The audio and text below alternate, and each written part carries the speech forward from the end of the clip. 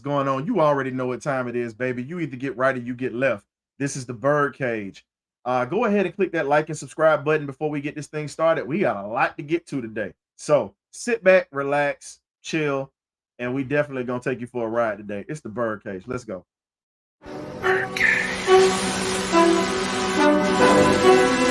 Okay, y'all, this is it.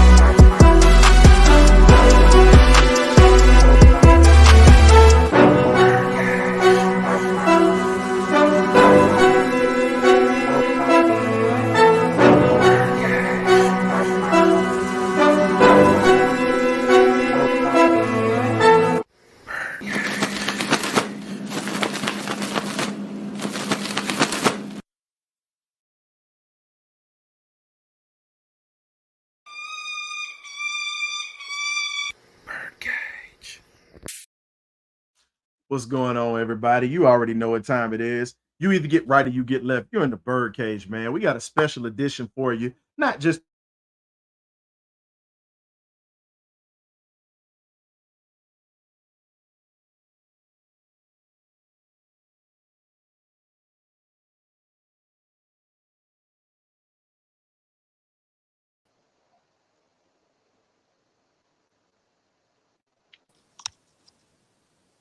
What's up? Historian. I apologize. My mic was muted for a minute. We're bringing the crew into the building. We got K-Dub, Graybeard, Scoop. We got Coach Brant that's going to be coming back into the building. He's taking care of some things. Matter of fact, he's right here. So we're bringing Coach Brant into the building. What's up? Coach Cam that's going to be jumping on with us. What's going on, fellas? What's up, Birdcage family today? History in the making. Hey, Good man. to see y'all today. Hey, man. So we can't hear you. You can't hear me? Yeah, I can hear you just fine, Kato. Yeah, I can definitely hear you. Oh, okay. I thought he said he couldn't hear me. Okay, no, I was saying I'm just glad to be in the building. I'm ready to get into this saucy content we got today. But hey, look. Before we get started, everyone out there, Birdcage, listen, subscribers and followers. If you haven't heard, tell a friend, like, share, and subscribe to the channel. Because guess what? It's popping over here. And now that we got history going on, you want to be a part of it. So let's go ahead, fellas. Go ahead to see everyone in the building tonight. Likewise, fellas. Good evening. Good evening. Likewise, man. Like K-Dub said, man, we are in a new era in Falcon football. So, man, we got a lot to talk about, a lot to discuss, man. I'm looking forward to it. I'm excited. I can't wait. The historian get in. We're about to go ahead and get it cracking. So, Scoot, what do you think, first and foremost?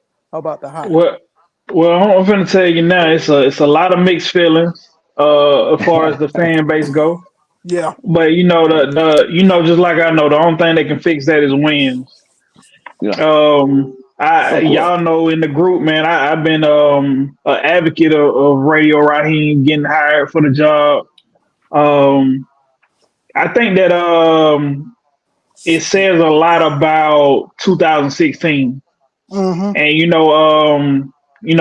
you can look at it left and be like, well, that might have put a bad taste in Arthur Blank mouth. Or you could say, well, shoot, he can admit that he got it wrong. They should have kept that group together some kind of way. Even if Kyle left, just keep somebody a part of that group together so they can continue to run. And they didn't do it. They broke the squad up. So, I'm hoping that either Mike LaFleur can come over or shoot, he gonna have to figure out something on that offense. Yeah, So Raheem got his hands tied with what he's gonna have to do. Oh, definitely. Well, speaking of hands tied, I finally got the sound working. Look like the devil. Hey, can't nothing stop this hustle right now. Can't nothing stop it, baby. We putting some muscle behind this hustle, dog. Let's get it. What you say? The devil is alive. The devil is alive today, dog. He always been. Something big has happened today. K-Dub touched on it last week. He said he wanted an African-American coach to be a leader, but not only a leader. We all chimed in. We gave the points for Belichick, but a lot of us were saying Steve Wilkes, but this gentleman here, leader of men, a lot of good reviews about him. Sean McVay, you had Jalen Ramsey and so many other individuals who talked about this man that's coming to Atlanta. Bobby Wagner. Yeah. I mean, here's the thing. He should have never been let go in the first place when he first was here because guys tried to play for him. But as we said, it was a sinking ship. So to me, I like the hire. I think the hire was a smart hire. I think it was a good hire. I have concerns about our front office. And shout out to Quanteg, Big Q. Me and him were talking back and forth. Our front office is kind of a mess right now, and that have me a little bit concerned going into this off season. The way they handle this entire process. I don't know how y'all feel about it, but for me, looking at how everything transpired, that front office definitely got some issues. Well, like I said, the touch base of what you're saying, they did fumble the way that they handled the situation with the firing and the way they went about the interview process. But in all, they did sway the way that I wanted them to sway. Like I did say multiple weeks ago, if you go back on the shows, is that don't hire the person that you want, hire the person that you need. And I think they do watch our shows because they stick to that format and they did their due diligence and came back and circled back around to the guy they should have hired the first time. I agree. I love the hire. I think it's an A+. And we got a lot of people in the fan base that's mad, but I got time today. So the smoke. Get on in here. Hold on. And you got time today. Yeah, I got time today. I'm standing on business today. Hey, man, this is crazy. But this is the crazy thing that I don't understand. How in the heck are y'all gonna sit there and be pissed off at the fact that they're bringing somebody in that has a Super Bowl ring for number one, has experience? Yeah, he faltered. Let's get straight on this. Bill Belichick was bad when he first started out. If you go back to his Cleveland days, let's talk about it. Let's talk about Pete Carroll being bad when he was in New England, when he was with the Jets. There are many coaches who definitely have not started off winning. Period. Even when they've had the team, even when they've had the covered stack. Don Shula walked into a nice situation when he was with the Baltimore Colts back in the day. He ended up losing the championship in 1968. Then like I said, we had one of his former players, Mr. Larry Little, who helped those Dolphins go undefeated, who's a Hall of Fame offensive guard, and literally said that Don Shula was very different. But we all know, let's keep it real. We already know that Belichick was not going to work with Rich McKay. It just wasn't going to happen. And reason being, both of those guys are on a committee. Pretty much the I'm gonna sneeze on camera. Y'all forgive me for that. Stay with me real quick. But they're on the competition committee together. And with them being on the competition committee together, they didn't see eye to eye with a lot of things. So when you look at it, there was a lot of bad blood between those two. And the thing was, they were gonna have to work together. And I'll say the closest thing that we have to bad blood within members of the NFL, I'll go back to Al Davis and Pete Rozelle. If anybody knows about how hated that rivalry was, they did a 30 for 30 on it, ESPN did, but that is as close as you have when it comes to Belichick and Rich McKay. Rich McKay's been in this office for 20 years. This is my thing. Now, it's nice to have him here, but I'm going to play devil's advocate and I'm going to be a bit of a wet blanket, and I'm fine with it. Rich McKay's been in office for 20 years, and we have nothing to show for that. Super Bowl appearance, Matt Ryan had an MVP. Cool, we didn't finish the deal. They gave you the pieces, but we were in cap hell. We paid guys that we shouldn't have paid, and you pretty much were you're pretty much part of the problem. You want to have input in everything, but you're not going to let Terry, do his job as a general manager. And then when we find out later, Thomas Dimitroff was limited to some things. So it's a problem all the way around when you hire people and you don't let them do their job. People forgot that Raheem Morris already had previous head coaching experience back with Tampa Bay when he had Freeman at quarterback and all them other guys on whatever the case may be. But that right there turned into a dumpster fire, and I think some people hold that against him for some ungodly reason. The man is a solid head coach. He's a decent head coach. I mean, we could have got far worse, and we had far worse.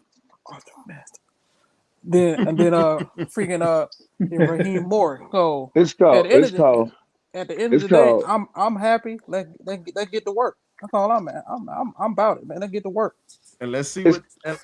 Go ahead, Kato. I'm sorry. No, I just want to just throw this out there. I mean, you can get back into it with historian, but hey, look, I'm standing up for Raheem today. So, it's called learning from your mistakes. You had an opportunity in the past, and then you learn from that. Then you go off and you get dismissed by the Falcons one time. Okay, that's fine. What I go do? Go win a Super Bowl. So guess what? We got them back. Get behind them. All the people that's mad, hey, Lynn, better get glad. Because guess what? We going somewhere. We got this roster. We're gonna get us this offensive coordinator that we need to that we need to hire. That the one OC, the one that we need to go get that utilize all these weapons that Arthur Smith has gifted us, and then we're gonna get the defense ready to fly, and then we're gonna get on the right track, man. You gotta stay positive at all times. I just got one question before you get started. I got one question. I gotta introduce Cam before you drop your question, man. Cam just walked into the building, man. Oh, my bad. Coach Cam. Cam! You can ask your question. Cam. Coach Cam! Nah, I just got one question for the panel. Do you think Raheem Morris is gonna cover the defense, or you think he's gonna hire somebody as a defensive coordinator? So I'm hoping that he hires somebody. That's my. I think one of the knocks on Raheem is that as a coordinator, he never had a top 10 defense. So I think that's something that probably needs to happen so that he can just delegate. Me and Cam, we just talked about it in the chat. So y'all kind of forced our hand in being in this mix right now. But at the end of the day, you want to bring people around you that can get the job done. And I mentioned in the chat, he don't work with some pretty good guys on both sides of the ball. So I think that he should pass it on to somebody else and just be a head coach. And here's the thing that nobody's talking about. Jerry Gray is still here. This is where me and School will actually agree. Probably the only time we're going to agree on something. me and School, we both agree that I do believe that Raheem should bring in a DC. Even though we know that Raheem played safety in college, and he's always been a secondary, a DB's coach. So with the guy that we have here, like Clark Phillips and DeMarco Helms, I feel like he'll be a great tool for those two guys. Because he knows how to coach the secondary. So I feel like that'd probably be his thing. But overall, I feel like he's going to bring in someone that he trusts to run the defense. Something that I asked you guys earlier. So it's almost a two-way street in a way. As long as he's able to just be a coach, almost like a D'Amico Ryans, but not exactly. I feel like we're in a really good position because like Scoop said, Raheem Morris has only had one top 10 defense. And that was the year that he won the Super Bowl with the Rams. He's only had one top 10 defense. And ever since then, when he coached in Tampa, he had one weapon, and that was Doug Martin. Mm-hmm. So when you really look at the track record, he went through some bumps and bruises, and it's been 10 plus years prior to him getting another head coaching spot, because the last time he coached was from 2009 to 2012 or 2011, excuse me. Then he became a coordinator, and then he went on to win the Super Bowl with Tampa when he first came in, and he won the Super Bowl with the Rams. So I feel like his experience and his understanding of learning how to lean on other people is going to allow him to just be a head coach and not have his hands in everything. Yeah, that's well said. That's the way I think you should attack it myself, because you don't want. I mean, I think it's less pressure if you're not calling the plays and you're overseeing the whole operation, and yet you can still give your input into the defense and put your fingerprints on it, but kind of really stay out the way, like we need Arthur Blank to do now. What do you think, Coach Brent? I think it's a great hire.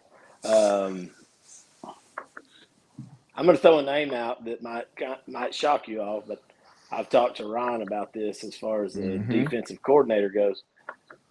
Don't be shocked if you don't hear Jeff Ulbricht's name come back up from the Jets. I like that. No, I like that. I like that. There's a lot of familiarity with each other. They worked well together. And if you look back to the season where Raheem took over as a head coach, he stepped back and let Jeff Ulbricht call the defense, and that was the only thing we could do was stop somebody, because we couldn't throw it in the ocean from the beach that year. It was bad, and I know they've had a really good defense up there, and I just think I have no reason to say other than there's some familiarity, and I would really like to see them work together again, because I think there's some better pieces to work with now on the table than was here before, with Jerry Gray being still on staff. Well, here's the problem. Just like Daniel just said, you have this gentleman that is literally under contract right now, so we really can't do too much with him. He's still under contract. If you ask to make him something to give him a promotion as an assistant head coach, you can. I mean, you can, but the question is, are we going to have to give up something to get him? Because you know the Jets are trying to win at all costs. You know, it's catch-up package. It's going to come with a trade. If we're going to make that kind of move, it's going to come with a trade. We're going to have to move some pieces to make that happen. Kind of like what Denver did with Sean Payton when he left New Orleans. Yep. So it'd probably be something like that. But honestly, like, I like the Jeff Ulbricht name, because, like you said, in 2020, when he allowed Jeff Ulbricht to run that defense, you saw how competitive that team played. Yeah. So with the familiarity and you know their ability to work together, that would be an awesome reunion, honestly. Awesome. But if not, then if we still have a chance to get I can't pronounce his name, Ejiro, if we still have a chance to get him, then I mean that would be a match made in heaven, in my opinion. So and they work together in a couple different stunts or different teams, so it'll work. I got a better name for you. Yeah, with somebody that has some familiarity, and a lot of people will remember this name. Coach Brand and I talked about this earlier. If you decide to move on from Jerry Gray, a guy that has familiarity, that was here, that had the defense humming at one point, Marquardt Manuel. Remember that name? Oh yeah. That is another guy that has familiarity. Now, it's a little bit of suspect, but just think about it. When Raheem Morris went into that interim position the last time he was here, and then you had Marquardt Manuel and Jeff Ulbricht running that defense, you pretty much saw a big difference in how they played. Very aggressive, blitzed a lot. You saw the secondary was physical. Now, this is during the time right before he left. Now, a lot of us felt like he shouldn't have been let go at that time, because we, hey, the guys played for him. We don't know what would have happened, but now we're in a new situation. You have a whole new system. He's not coming into a bad situation. No. He has pieces to play with right now. You have I a think top 10 defense in the NFL right now. a great Period. situation. You have a great situation. And when you talk about having a great situation, you know, how can I put it? At this point, you either gonna trade to get a quarterback, or you're gonna draft a quarterback, or you can play, or you can play both cards. You go ahead, trade, get your veteran to come in, draft your future franchise quarterback who you think could possibly keep you employed. Bring him here, let him sit, let him learn under the veteran. But I want an offensive coordinator under that Sean McVay tree. I'm sorry, Sean McVay Shanahan tree. If I get anybody, that's just me. I like that pairing, like you saying, also to go get it someone that's right there in the building with you, that you've Mm-hmm. worked with the past few seasons that you've been in LA, or you can steal someone from the other from San Fran also. You know, so like I said, I like all Anthony options Weaver. all options are on the table right now. So that's why I just feel like we're in a new place. It's a Yep. new day, new horizon. I feel like him having that burning desire to get back to being the head coach in the NFL again, that he already has his dream staff already lined up on paper. And it's all about making the phone call, and we'll be knowing by the next couple of weeks he'll have that staff settled in. Agreed. Absolutely, absolutely. After But the biggest thing that I have to say about the whole thing is I've seen a lot of our fans, booing the pick. But this is I'll ask them this question. I'll word it like this: Are you the same person that you were 10 plus years ago? Are you making no, the same mistakes you made 10 plus years ago? no. How much Arthur has Smith changed? is. How much changes? How much has changed in your life? Has experience taught you anything in the last 10 years? I hope no. So everyone wants to try to hold his time in Tampa Bay against him, but again, you have to understand, like, he really had no pieces there, and he was new. He was a young coach coming into a really bad situation. Yep. He had one winning season. Let's give him that. And after that, everything is kind of went bad. Josh Freeman and And Doug Martin. and over that time, what did he do? He learned. He went and he practiced his craft, which was being a secondary coach. So it's not like he just had a head coaching job and he fell off the face of the planet and now he's being given a second chance. No, that man went out there and worked and he busted his hump. He did his job. He stayed quiet. And when he was here, like everyone on the panel has said, those guys paid for him. They understood where he was coming from because he's closer in age with those guys. So he can talk to them in a way that Arthur Smith, Bill Belichick probably wouldn't be able to reach them on that level. And then on top of it, when you're giving someone the opportunity to do a job when he has pieces, it's going to fire them up and it's going to give them the opportunity showcase their own greatness. So this is not only is this a challenge for him, this is a challenge for the city. Are we going to back the coach, or are we going to continue to try to hold his shortcomings against him that happened over a decade ago? I'm all in. Hey, I I'm got. ready. I got to ask. I'm I ready got to to drive ask. 2 hours from Augusta to the stadium. I'm ready. Now, I now, got. since I you got to Let's hold ask. up, go. now I wait a got to minute, ask wait a y'all minute. a legitimate question though, and I know everybody's answer on this because you all got good heads on your shoulders. Some How of us. many? We're all good on this. How many coaches in the NFL have failed because they followed up a team that was in a bad cap space and didn't have a quarterback? A, Multiple, a lot. multiple, A That's a lot. suicide. That's a suicide mission, Brant. But You ain't So lying. multiple. so think about what he had to follow up in Tampa.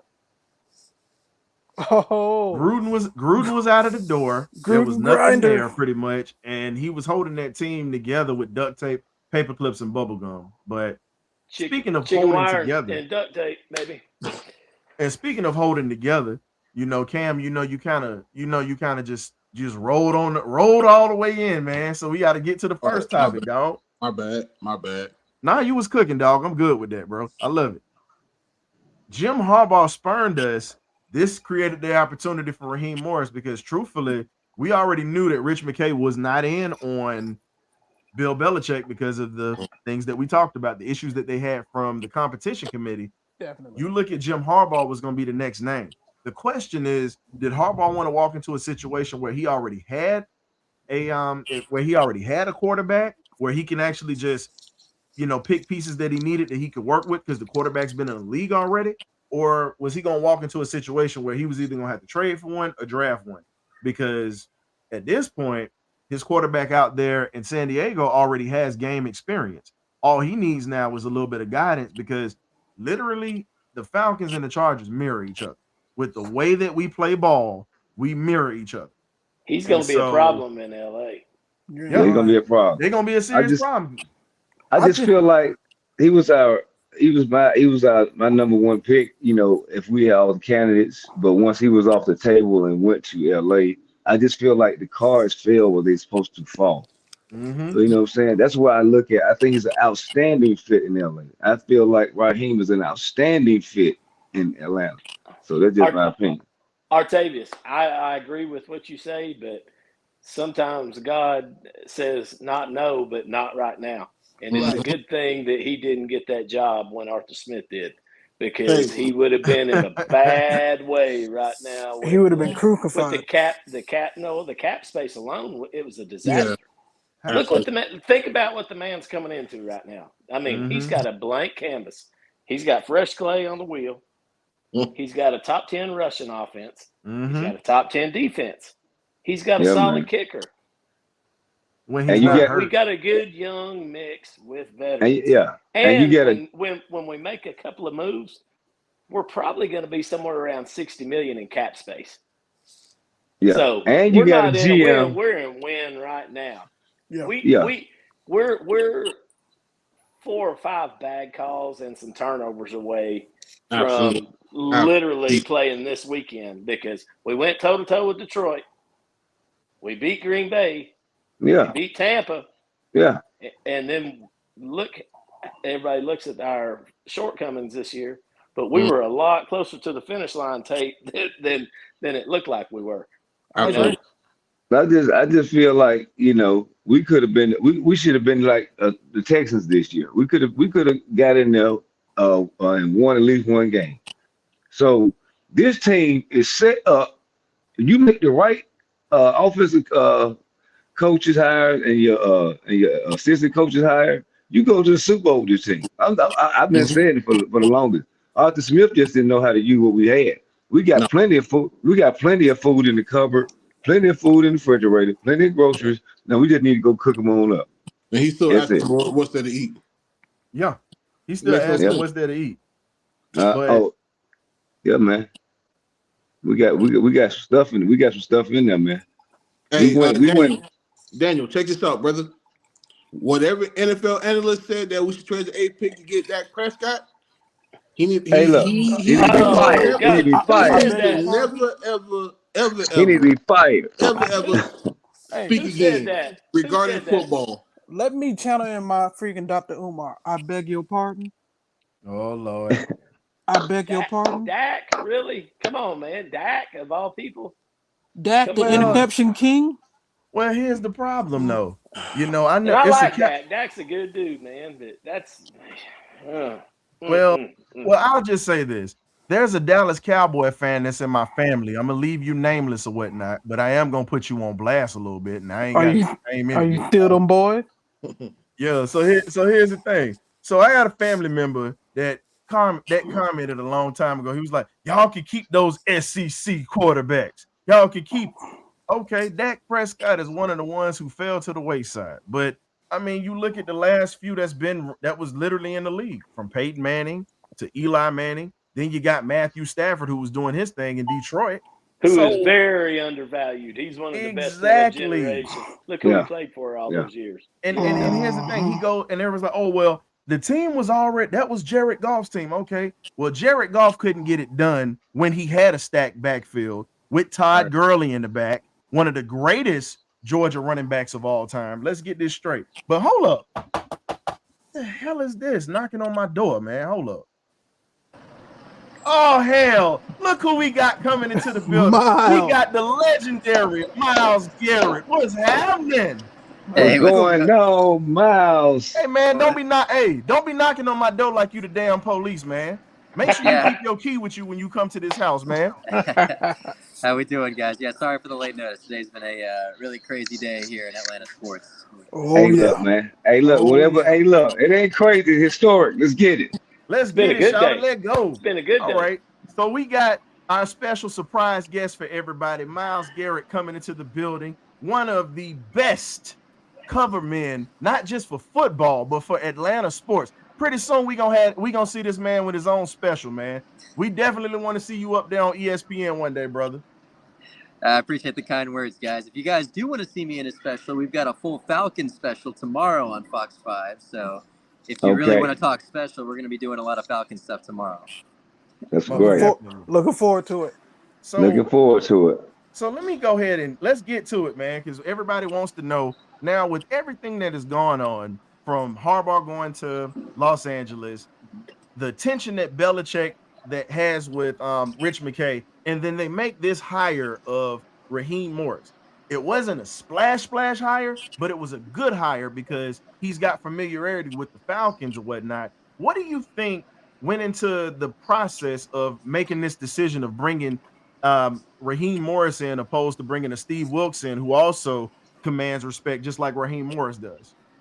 Yeah, I think when it comes to Raheem Morris, it's universal. I haven't heard a bad thing said about Raheem Morris yet, especially when it comes to players. I think that's a big thing as far as just his endorsements are concerned. I spoke to I tweeted this out yesterday. I spoke to two former players who gave a ringing endorsement. I mean, I asked them originally before I really even spoke about Raheem, guys, like who do you guys want? Like obviously, Belichick and Harbaugh. This is before Harbaugh was hired. Who is the big name you guys are looking for? And all of them, almost in unison, Raheem Morris. So I think that is certainly telling, especially when it comes to guys who have actually played the game and played with the Atlanta Falcons specifically. But when you compare him to Steve Wilks, I think it's a fair comparison just because of, they've had head coaching chances before. And I think their first stints may have not necessarily been, I wouldn't call it good, but I think fair is another term you could use. Raheem Morris, obviously, at this time in Tampa Bay, didn't necessarily have a good roster or maybe management. Steve Wilks, I think you have the exact same argument in Arizona. But with Raheem Morris, I think the universal love and support that he's had, especially in LA with guys like Sean McVay and Les Snead coming out and giving ringing endorsements. Kyle Shanahan today even saying if he was owner, the one guy he would pick is Raheem Morris. Certainly, I don't think you can come up with any better endorsements for a candidate than those guys specifically. So on that note, I would say it was a very good hire. But, of course, you have to look at the cons to it as well because Raheem Morris was interim head coach. And from a viewpoint standard of this, I mean, he was your guy before you hired Arthur Smith. He was there for a few games. So there begs the question of, why wasn't he the guy that you hired in the first place? And, of course, he's done some great things in Los Angeles since then that has helped build his resume. But there will be some questions, certainly, to ask Arthur Blank and Rich McKay when the time comes. I just felt like the organization was a tad bit timid or a little bit scared to make that hire. They probably wanted to hire him the first time around. But now this time, I think that's what made it a lot more comfortable for them to make the hire this time. Yeah, no, I would say that. And based on all the reports that we've seen, again, I can't confirm some of this stuff, but a lot of the reports on this seem universal in that Belichick seemed like an Arthur Blank guy. It seemed like Raheem Morris was a building guy. Whereas, everyone else in the building, players, maybe the Fontenot's, the McKays, the, management around that aspect of things was more of a Raheem Morris team. Whereas I think Arthur Blank was more going for Bill Belichick because you haven't seen any other team go after Bill Belichick at this point. Right. And I think that's pretty telling. So because of that, that makes me assume that the rest of the building was for Raheem Morris, whereas Arthur Blank was kind of spearheading the whole process when it came to Bill Belichick. No, I can understand that because, I said on the show a couple of weeks ago that I felt like the organization needs to go with not who they wanted, which he wanted Bill Belichick, but who they needed. And the players said we needed Raheem. So I just felt like it was an outstanding, excellent hire. And they finally got it right. And the players and some of the fans asked, not all the fans. Some of the fans really wanted Belichick a lot. Mm-hmm. So And one quick thing, not to interrupt you, but when it comes to Raheem Morris, I think his best quality is the leader of men aspect that he has. I think if he can nail the coordinators down, the Falcons could be cooking with something here, especially if you get a guy like Zach Robinson coming in from LA, a very good, highly regarded coordinator with Sean McVay, has led that offense to pretty good heights. You get a guy like him in there potentially. If you bring in some good position coaches, I heard some rumors about Elijah Ejiro for defensive coordinator. Don't know if he'd move to a lateral move like that if he doesn't get a head coaching job anywhere in the NFC South. But if he can nail these coordinator roles, the Falcons might be cooking with something here, because Raheem Morris's best aspect is what I was just saying, that whole leader of men thing. That's, I think, a difference in the whole Arthur Smith to Raheem Morris, whereas I think Arthur Smith's strength lied in play calling, at least before he was hired. That was his strength. That's why he was Because hired. he didn't show it when he was here. Yeah, no, that's why I put that caveat there. I think there's a difference between play caller and head coach. I think we're seeing a big example of that in Detroit, where it's Ben Johnson and Mm-hmm. Dan Campbell. I think you saw it in Atlanta with Dan Quinn and Kyle Shanahan. I think it was a perfect combo of, the coordinator versus the leader of men persona. You need both to survive. So if Raheem Morris can get a good coordinator to come down to Atlanta, then the Falcons might have something cooking. So Miles, yeah, so getting to it now, we're speaking about Atlanta having something cooking, and we're talking about if he gets slam dunk hires when it comes to these assistant coaches. The other thing that we're actually concerned with when we talk about the Falcons, you still have Jerry Gray in the building. Yes. A lot of people have forgotten about Coach Jerry Gray. This secondary improved tremendously with Jerry Gray. This is a guy that was a first round draft pick, Pro Bowler, and he started from the time he was at Texas as a freshman all the way up until he retired as a player, and he's had hands with Pac-Man Jones. He's had Darrell Reeves. He's had so many different great cornerbacks that we all watch, but people don't know that this man was working with them behind the scenes. And you saw with a healthy Jeff Okudah what he did with him, because Jeff Okudah was up and down in Detroit. This has been the most consistent that he's been in his career, and he showed flashes of why he was a first-round draft pick with a gentleman like Jerry Gray. Now, and this is just me asking, do you think they keep Jerry Gray around because he can relate to the players? He knows what they're thinking because he's been in those shoes before as a player, coming in as a first-round draft pick, and also being a guy who's also another leader of men, and he has 20+ years of experience on that defensive side of the ball. And you have Raheem Morris that's going to be the head coach. Why would they consider keeping him, or are they thinking about possibly moving on and bringing somebody in, or are they going to try to promote Jerry Gray? Frankly, I wouldn't be surprised if Jerry Gray is a candidate for defensive coordinator with Raheem Morris. I think he'd be a very good candidate to consider because of all the aspects of things that you just mentioned in regards to what he's done in the Falcons secondary with building those guys up. Obviously has been was a strength this past year with Jesse Bates, AJ Terrell, and as you said, Jeff Okudah, Clark Phillips as well.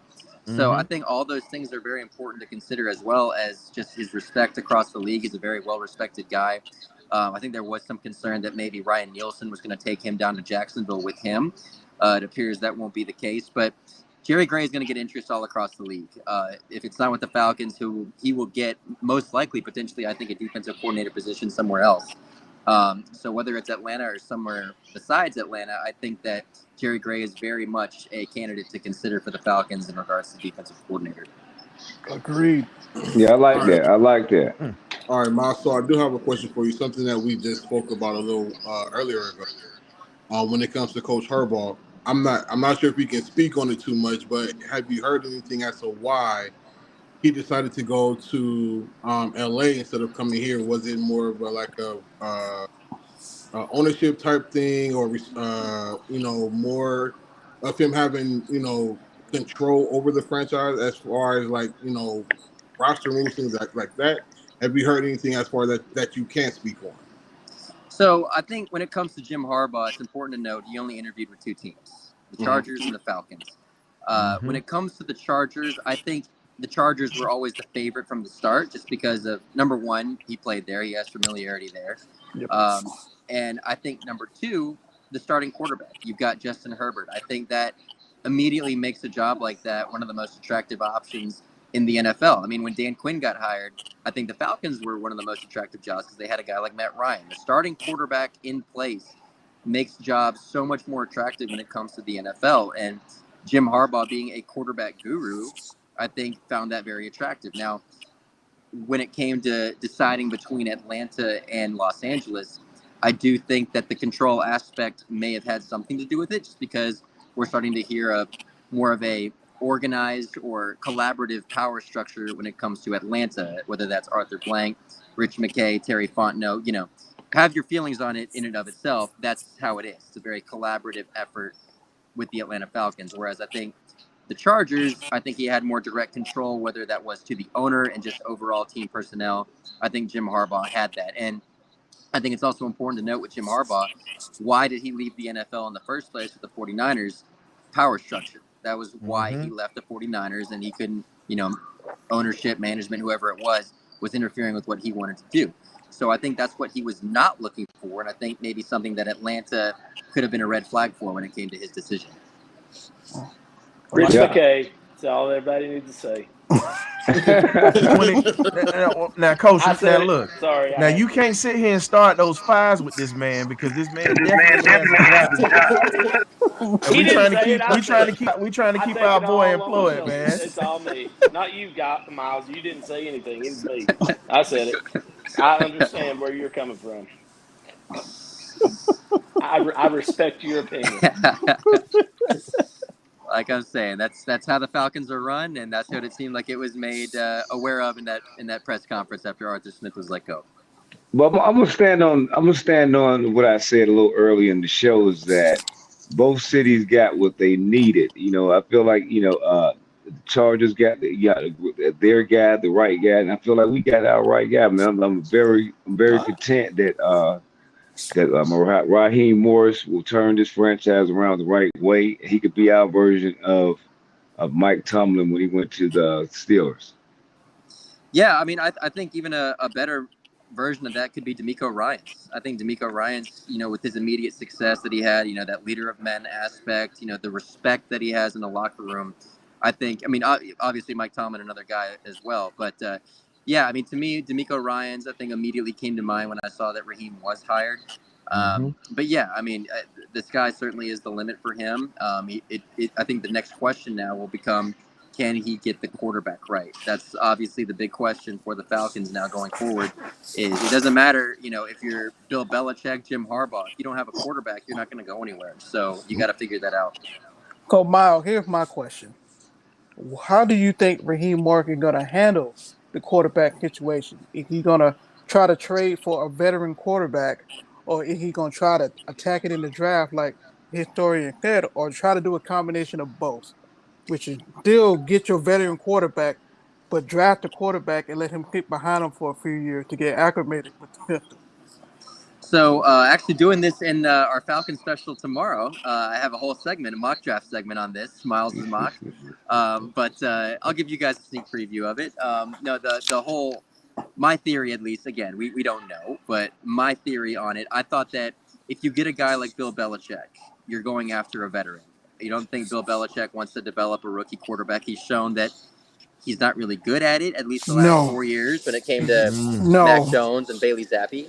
So Raheem Morris, I always thought was I held in the same regard as like a Ben Johnson or a Bobby Slowick, in that you get a young guy like that, get him in, wouldn't be surprised to see him trade up. I don't think the Falcons, if they're going to draft a quarterback, are going to stay put at 8, because you're going to have to trade up to get one of Jaden Daniels, Drake May, or Caleb Williams. They're not going to get to pick 8. So if you're staying put at pick 8, you're in the Michael Penix Jr., Bo Nix, J.J. McCarthy territory. And I don't think you want to settle for those types of guys, because I think you can maybe get them a little bit later on in the draft, whereas those top 3 guys are elite. And you look at what a team like the Texans did last year. You trade up to get C.J. Stroud. Now, it may not work. Obviously, that one did. But you got to take a swing, and you got to try and get your guy. And this is a roster that's I wouldn't say completely ready-made, but it's a hell of a lot more ready-made than it was in 2021.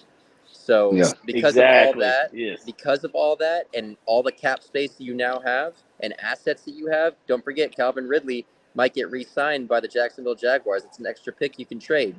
So all that considered, why not pull the trigger? What if I told you it's not a might, it's going to happen. They just haven't announced it yet. That'd be exciting. You got Let's just say a this here. source? So we have another insider. You know, he lives in Jacksonville. He was a Falcons fan first, but you know, he pulled for the team that's there, but he still loves the Falcons. We've had Coach Terry McGriff on our show, and he's actually he runs, like I say, he runs a women's football league as well as helping out with the little kids running the little league. One of the backup running backs for the Jacksonville Jaguars' son plays at his park. So he kind of found out a little bit. They're gonna sign Ridley. He just said they just haven't put it out there yet, but just they're not I saying mean, for how much and how long. you can't be surprised. I mean, No. he had a very good. I mean, we all know Calvin Ridley is a very good receiver. He did some good things for them this year, and you know, I think most Falcons fans are wishing the best for him, obviously, because it benefits the Falcons the better he performs. But yeah, no, I mean, obviously, extra trade ammo that you could use to leverage some picks to trade up to the top 3. Here's a question I got for you, Miles, because this is something that a lot of people have wanted to know. One of our distant cousins that's from Dogs with Dynamite, our girl Kibo Weir. You know, she does her thing or whatnot. She's a diehard dog, Atlanta, everything like we are. She's a diehard Justin Fields fan. That is her guy. And the question is this: would you see Raheem Morris using some type of leverage to possibly trade to bring in him as a vet and bringing in a good OC?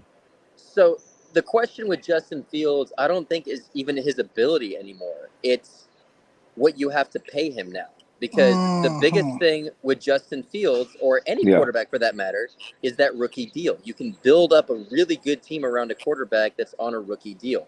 The problem with Justin Fields is you're now going to have to pay him like a big quarterback. That's what his agent's going to be looking for. Whether or not he gets it, I'm almost sure some team is going to pay that for him. So that's the question. Do you want to offer up the dough for a guy that is not necessarily a sure thing? You've seen flashes, you've seen what he can do, albeit on a pretty bad team, but you don't know, right? Do you want to take that risk on a guy who is no surefire to be good, but you see a ton of potential? That's going to be the biggest risk for any team on Justin Fields, whether that's going to be, you know, you make a decision on him.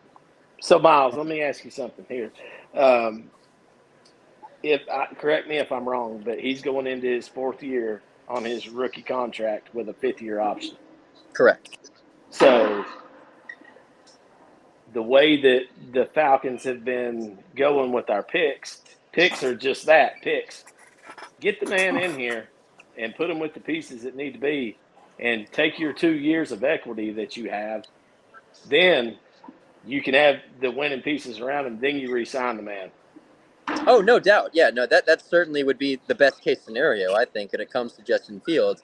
Again, it comes down to risk, and are you willing to trade an asset like, you know, your picks, whatever it might be, whatever Justin Fields demands, for that possibility. So the best thing that could happen, in my opinion, is Cliff Kingsbury gets hired in Chicago, and he goes and gets Williams. Caleb Williams, yeah. He drafts him, and then they're shopping him now.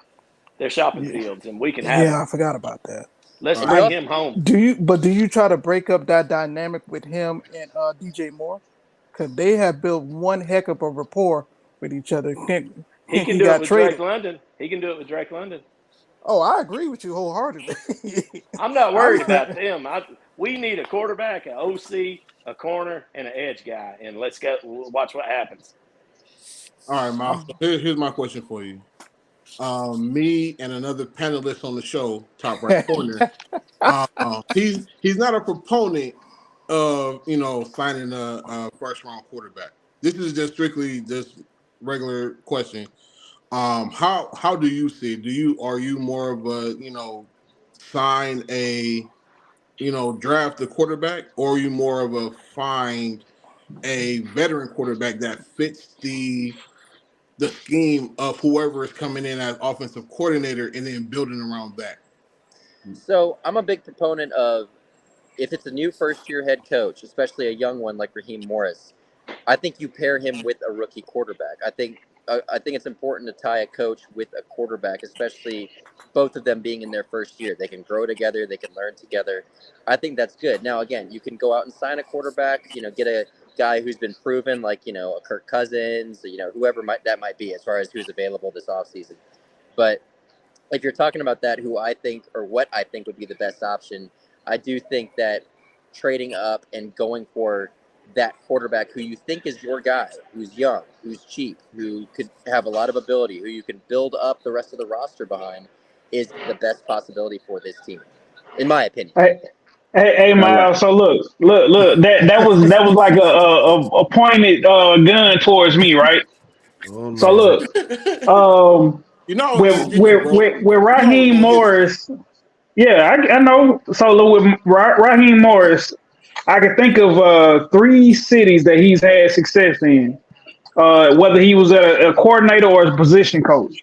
So in Tampa, his stint in Tampa up under John Gruden, they had Brad Johnson. Brad Johnson was a veteran quarterback. They won a Super Bowl. Okay, in 2016 with Atlanta, Matt Ryan was a veteran quarterback. We made it to the Super Bowl. All somebody had to do was knock the ball down, or all Kyle Shanahan had to do was call a run play. We win the Super Bowl. In LA with Sean McVay, you got rid of your young quarterback and traded him for a veteran quarterback. Matt Stafford came in first year with LA, won a Super Bowl. So the things that I'm saying about a vet quarterback, I'm giving you the basis for it. And it makes sense, like even with what Miles said, it makes sense to go ahead and draft a quarterback. But just like Miles said as well, at 8, you won't get the top 3 quarterbacks. So you're going to have to trade a lot of draft capital just to get a top 3 quarterback. So you got some decisions to make. And I think that it's safer for the team that's currently constructed right now. And the OC plays a big part in this too. Mm-hmm. The team that's currently constructed right now, you bring in a vet quarterback, I think that it'll be a better situation for us. And I know for a fact that we will make it to the playoffs with a veteran quarterback compared to the current quarterback room that we have right now. And that's me saying that, and I'm still a Ritter fan. So it is what it is. No, turn over Ritter. You still a fan? Hey man, you know what? The team does need a pastry chef right now. Instead of him turning over the football, he can turn over those fried peach pies. That's all I'm saying. Let Miles respond. I want to hear his opinion on it. No, that's a good opinion. And guys, just letting you know, I actually am going to interview Ronald Acuna Jr. about 20 feet from me in about 5 minutes. So I might have to hop off here. But that's fine. That's fine. He's just about to wrap. He's just about to wrap up. But yeah, no, I mean, I think the difference when it comes to that is you have to look at the different scenarios those teams are in. So let's talk about the Rams really quick. The Rams, that was a Super Bowl team that had already been to the Super Bowl with their quarterback and lost. So you bring in a guy like Matt Stafford. The Buccaneers, slightly different story, I think, when it comes to Tom Brady, because let's be honest, it's Tom Brady. So when we're talking about these different teams taking in guys, you have to look at the guys who are available. Both those times, Matt Stafford, Tom Brady, those guys were available. There was another guy who was in 2022. No, Miles, I'm talking about the 2002, I think, Tampa Bay team with John Gruden. 2001. Oh, I thought you were referring to Raheem Morris. No. Oh, okay. Well, Raheem was on that staff, though, in 2002. I don't think so. He was probably in 2002. Well, he wasn't a coordinator. He was like a defensive assistant or part of the secondary. I don't know, but he was part of that staff. I didn't know he was. I did not know that. Wow. Yeah, because he's a young coach. Yeah, was the DB's coach. Wow. Okay, how about that? Good call on that. I knew he was on the Redskins back on Shanahan's staff, but I didn't know he was all the way that far. Good for him. Wow. Okay. Wow, good catch on that. But Yeah, no, that's a good get. Brad Johnson, Yeah. certainly another. I mean, I think you could even talk about Chris Chandler. He was another free agent brought in that eventually got the Falcons to the Super You Bowl. mean Chris Chandelier? Chris Chandelier, indeed. Yes. But Yeah, no, I mean, yeah, what touche. you're saying is a good point. My biggest thing is that when it comes to this particular free agency pool or whoever might be available, Kirk Cousins really is the best option available. Do you believe a guy like that could take you to that next step? Now, granted, I think a guy like Kirk Cousins could take you to the playoffs. Do I think he can take you to the Super Bowl? I don't know. Outside of him, I mean, you're basically trading for a Justin Fields, maybe someone else like that. But if you're looking for that route, the pickings aren't all as good as maybe they've been previously. So that's why I'm more of a proponent of drafting that guy this year as opposed to maybe signing a free agent, because I just am not a firm believer in the free agent pool that's out there right now. Do you like that? I'm with What's that? Miles, man. Here I say go in the draft. I say go in the draft, man. This is year. It's a good quarterback draft this year. You go out there and you go get your guy, man. Great beard. Don't So say that man's here's the name thing, Miles. We again, know man. you got to go. We definitely appreciate you coming through for us tonight and just giving us a couple of nuggets or whatnot. Please tell Ronald Acuna, all of us are Braves fans on this panel, and we said what's up. And we definitely got mad love for Mr. Acuna. Absolutely, will do. Blooper just walked right by, so I'll. He's always welcome. Yeah, let Mr. Acuna know he's always welcome. I'll find a translator to bring him on. I love some baseball now. Yes. Yeah, we got to get Ronnie on here at some point. He's a hard man to get a hold of, so I'll do my best. We appreciate it. Appreciate it. You coming on with us tonight, man. We definitely gonna tune in tomorrow. Let them know what the report is again that you have coming up for tomorrow. Yes, sir. Yeah, we got the Dirty Bird Report off-season special, 7 o'clock on Fox 5. We've got a whole bunch of stuff. DJ Shockley's going to analyze the top 4 quarterbacks in the draft, give his thoughts. Obviously, a lot of off-season talk. The show has been changed a lot as of this night because of what happened earlier today. But me and Victor kind of going through our little mock draft of what we think the Falcons are going to do. So, yeah, a lot of different things that are going to be in the show. Kelly Price, our whole team. So we're going to have a lot of good stuff for Falcon special tomorrow. Looking forward to it. And we look forward to it. We thank you for coming in. You already know you're always welcome. Just make sure you have your key next time, man, and don't leave my refrigerator open. Absolutely, will do. Thanks for having me on, guys. Much love. Thank you, Miles. Much love. Appreciate you. Well, we got somebody else who decided to pop in, man. One of our distant cousins or whatnot. What's that? We got Kibo. We're in the building. Hey y'all. How you doing? How you doing? How y'all doing today? I'm gonna go ahead and we're gonna let you cook for a little bit, but I'm also gonna post a link for everybody else that's watching the show. If you want to come in here, chime in with us tonight, we're gonna do a little something special because now that we have a coach, we have a direction that we know which way we're gonna go, and now we just got to see what his staff is gonna be like. But now the floor is yours, Miss Kibo. Thank you for this. No pressure coming after Myles Garrett by any chance. So congratulations to the Falcons. This is a day of celebration, in my opinion, because we're literally seeing history repeats itself in favor for people, right? I mean, we have Raheem Morris coming. Now, I get his history. I get his record. But it's about giving a person a chance to be successful for an organization. We've seen people in this organization miss the mark continuously for years and for years. First, it started out with the quarterback. That didn't quite work out for the Falcons. Then it's the coach not working out for the Falcons. So whatever Raheem does with the Falcons in 3 years, if it doesn't pan out, if it doesn't pan out, we can look at the head of the snake like I mentioned in the last live, and I'll be grateful for the day. But right now, I see an opportunity. I see excitement for the Falcons because this guy has the ability to connect with players, young players at that. He has a history of connecting with rookies. And that was a sore in the thumb for the Falcons, was a rookie, unable to develop a rookie. So, yes, go in the draft, get the quarterback, Jaden Daniels, maybe, to see if he's available. Ryan, I like her. I definitely going in the right direction. The only reason you like her is because she said Jaden Daniels, big dog. That's it. Hey, listen, I've been Heisman Trophy winner for a minute. True. Hey, Coach Brand, she's a smart woman, bro. She's a smart woman. I mean, when she come in here, man, she always cooking. She does this on Dogs with Dynamite, man. So this is nothing new. Go down. Shout out to our guy Brandon Adams at Dog Nation Daily. She's been on that show a few times, and she's well known there as well. So Yeah, you know, she BA is on vacation right now. I'm sure he's taking a peek because I tagged him in this on X. Follow us on X as well, man. Check us out. We definitely are starting to get some things rolling. So yeah, man. let's get to it, man. We had Myles Garrett to come in. He gave his spiel, and it definitely was solid. Let's look at it. Raheem Morris comes in now.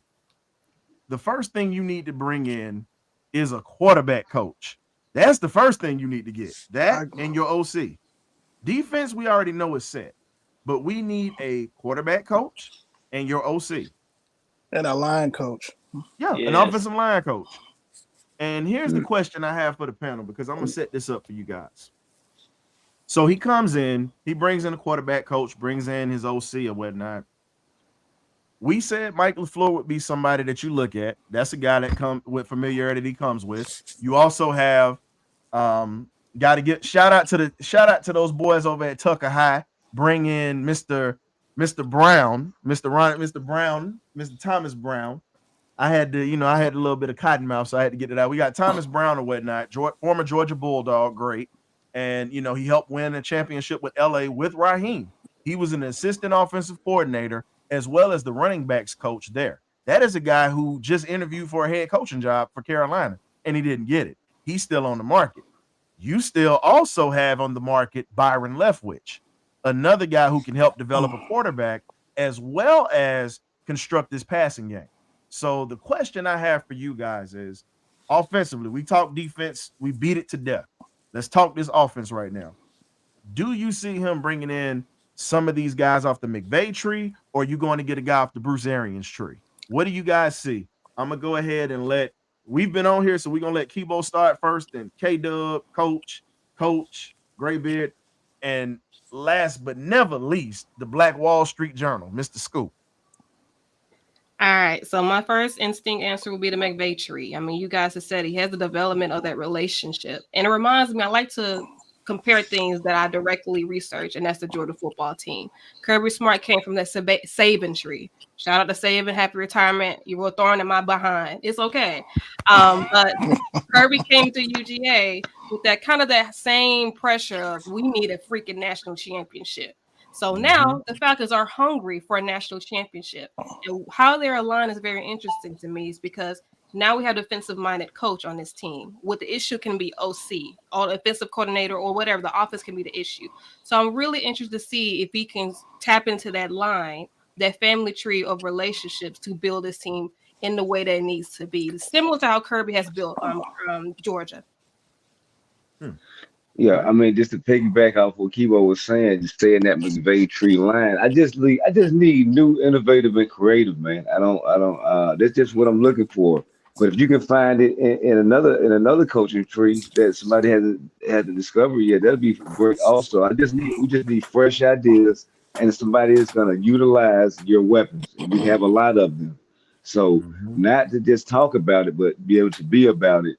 And to use those guys in an effective way and to inspire them to be great at all times, and then taking the Falcons to the next level, man. That's what I'm about.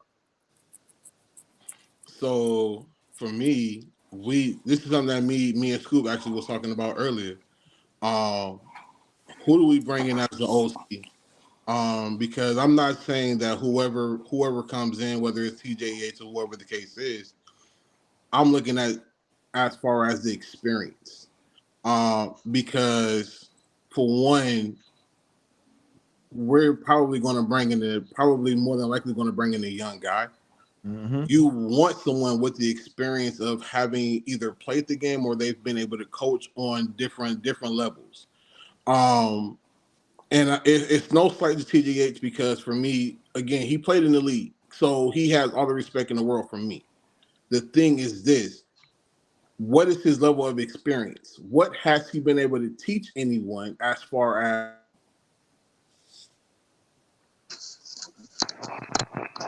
I think your sound's going out, Cam.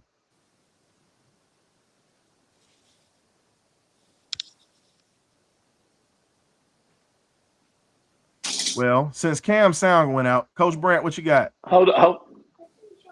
Shut the door, buddy. Sorry, my grandson's coming in. Hey, he's a future Falcon fan. That's good.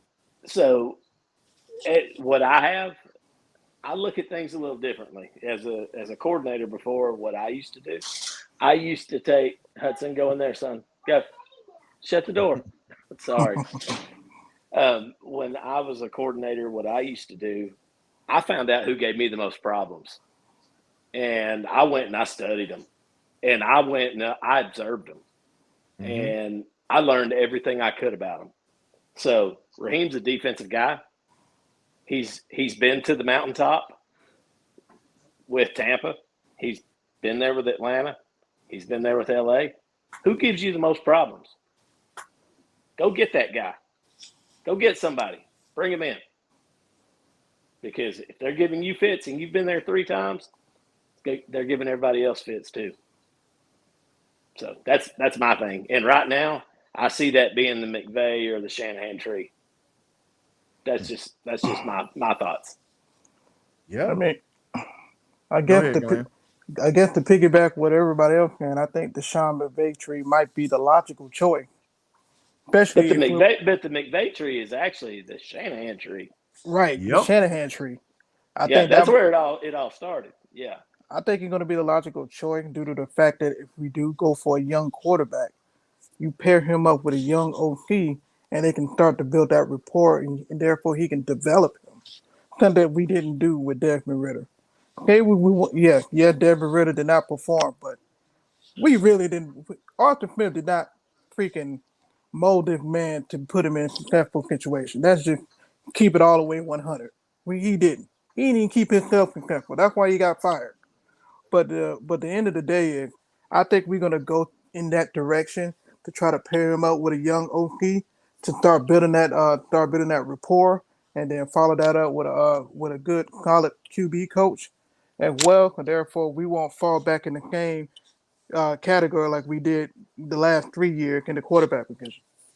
Can I say one other thing before Scoop jumps in? And I want to say it on the financial side of the game instead of just what we really want. And I mean, we're all happy. It's like Christmas morning. We got all these new toys right now. But let's think about the financial aspect of it.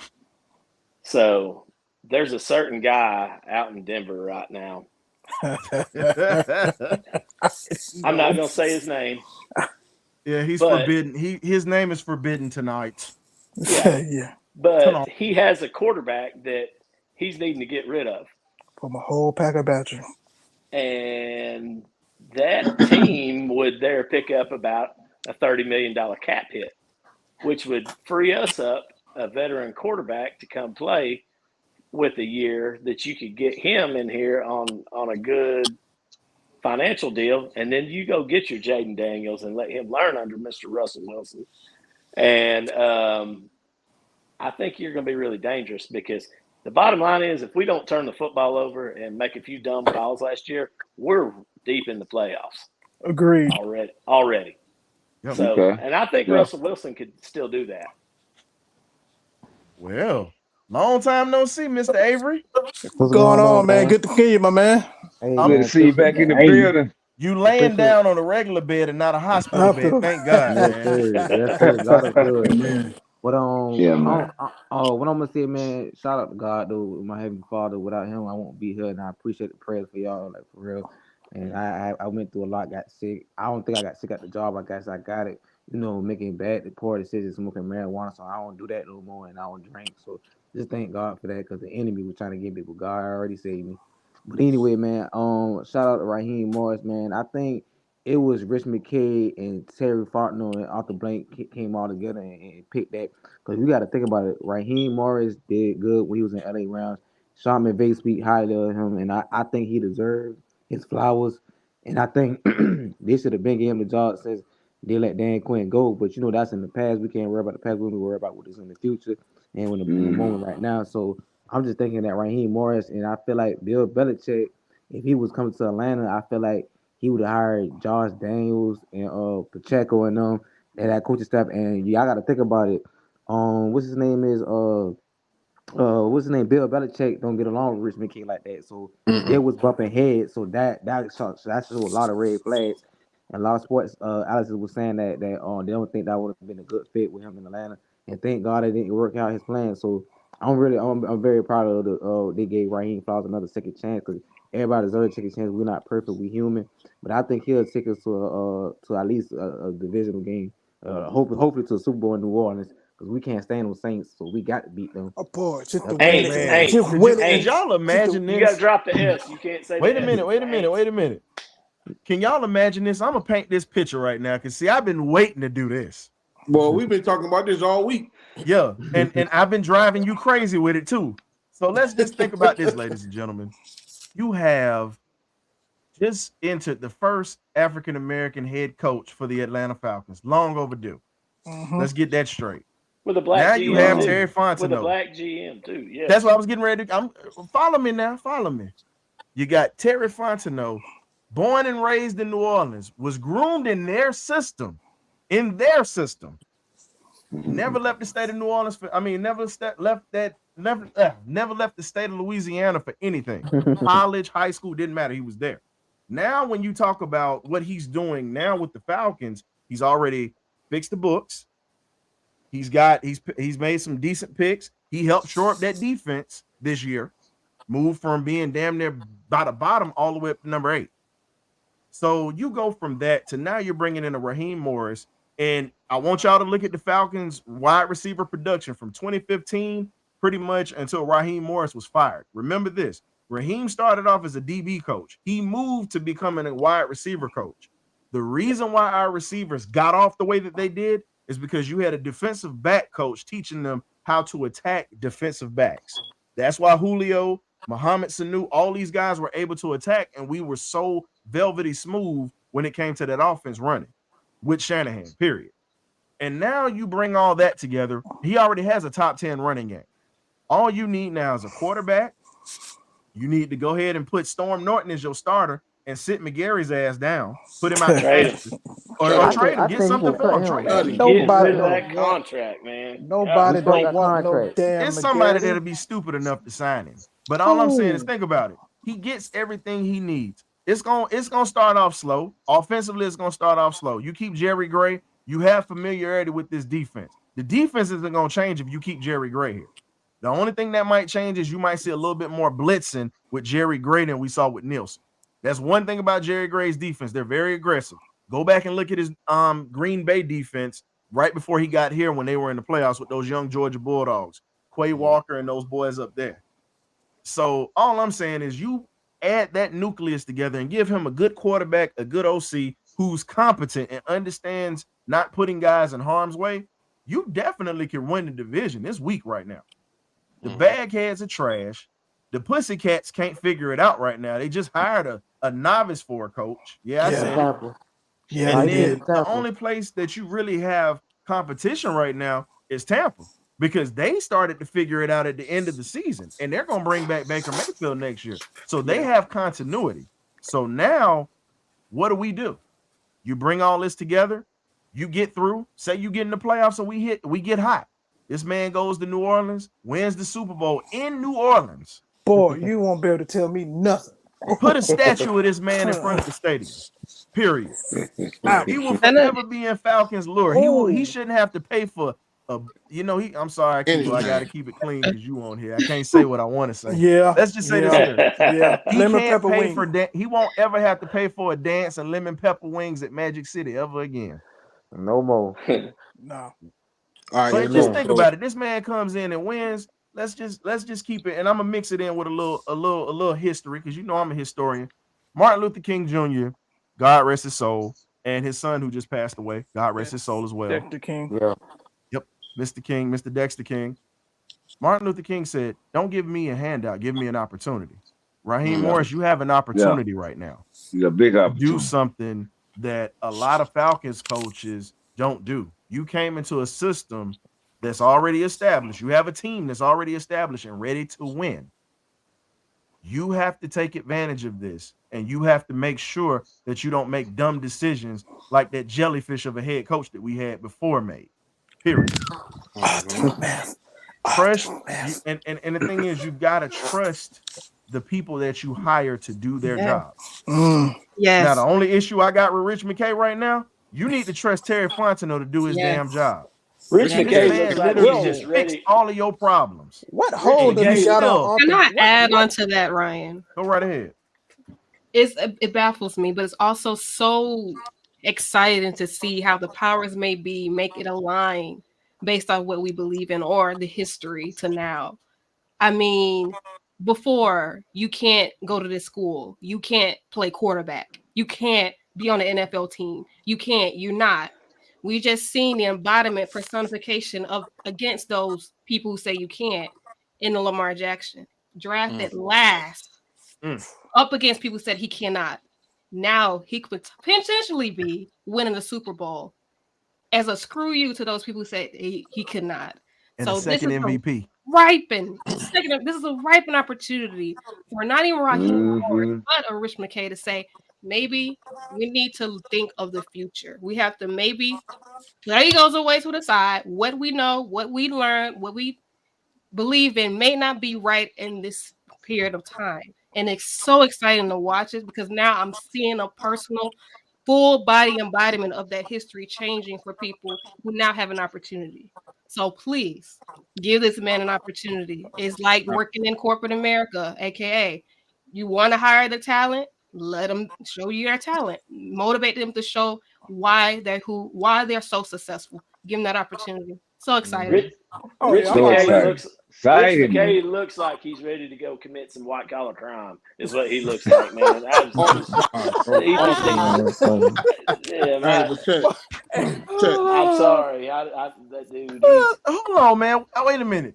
I You ain't just got no wanna know- corn liquor over there. You know this is a kid. You know this is a family-friendly show. We might drop some words, but do you got that corn liquor over there? No, I'm good. He just, man, it walks like a duck. It's a duck. You know what I mean? He keeps messing up. Ducktail. I just want to know what hole do he got on off the blank. Good Hey, God, Scoop. man. Scoop, I know we veered off a little bit, but I want to touch back on your opinion about the OC and quarterback coach tandem, because this is something that me and you were very passionate about earlier in our one-on-one chat. So again, and it's not that, I don't understand what you're saying. I just look at it from a different perspective. So now that I got you face to face, like if you could break it down where, just layman's terms a little bit on why you feel certain people would fit better versus bringing in someone new who has actual experience in that position. So as far as position coaches go, like it's tomato to me. Like say for instance, if they just brought me in to be a linebackers coach, I never played linebacker at the NFL level, but I know about the game. So when people talk about, well, did this person or this coach have previous experience, I don't even look at it like that. Do you know football? Because you got a lot of talented people out here playing the game, but they don't really know the game. They just happen to be talented. And the same way with the coaches. Like you got plenty of coaches on any staff, any level, whether it's rec ball, whether it's middle school, and Coach Brant, you can attest to this, high school, college, pros, that have no business having a whistle. They shouldn't even own a whistle. Yep. But I can attest to going to an Al Grove camp in Virginia, and Anthony Poindexter is a safety that I looked up to growing up, is coaching the running backs. Yep. So it's about the football acumen. Do you know football? Because at the end of the day, and this is what's special about the Raheem hire, Raheem took an opportunity to go to the offensive side when he spent majority of his career and his life on the defense and see it from a different lens. And when you see things from a different lens, like I had played both ways when I was in high school. When you see it from a different lens, you're able to articulate to people in any position. And that heightens your IQ as a coach. So I don't want nobody to ever think that if I play DB in school, that if I go to a different school or a different team and like, oh, you can coach the DBs. You ain't got to put me in no box. Put me somewhere where you need me at, because I can coach it. Yep. At the end of the day, I'm going to lift up my players and coach that in the best of my ability. And that's what it's all about. I don't look at no name, no nothing. Can you coach football? Well, And that's my take on it. I will say quarterbacks are a little bit different. Yep. And Coach Brand, I wouldn't even disagree with you. But guess what? Let's take MV7 for example. When he came into the league, everybody knew that he was the best talent in the world. But did you see anybody on the sideline that was able to coach him? No, but he wasn't helping himself either. True, but that's my point though. And see, I've always harped on this thing. Coaching matters. Yeah. Well, so you take the most talented individual there, even if you say quarterback, I agree with you. But he even attests to it. He was so talented, he wasn't stating what the coaches were saying, even if it was valuable information. So it takes two to make that work though. Yeah, but and I know this is going a little bit off in the weeds, but everybody knows I'm a Tennessee guy. But Peyton Manning, when he was at Tennessee, he came in as a freshman. And Todd Helton, who was from Knoxville and played football, he's a year younger than me. He was a quarterback behind Jerry Copeland, who was my quarterback in high school. And they asked him when Jerry tore his ACL against UCLA, and Todd Helton came in, and then they played Peyton a little bit. And they went in the next week, and they asked Todd Helton, they were like, hey, do you not beat Peyton Manning out? And he said, this guy understood the offense better than I have, and I've been here 3 years. He said, and I knew he was coached different from his dad and been groomed and had all that, and he understood everything that David Cutcliffe said. And it was just, he said, I knew it was time for me to go to baseball. And it wound up being the right decision for him. He made the Hall of Fame yesterday in baseball. But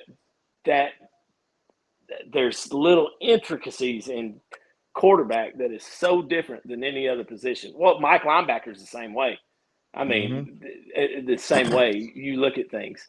Just little things, you know. I can't explain it. I mean, but look at the difference in what happened with Dirk Cutter and Matt Ryan and what happened with him and Kyle Shanahan.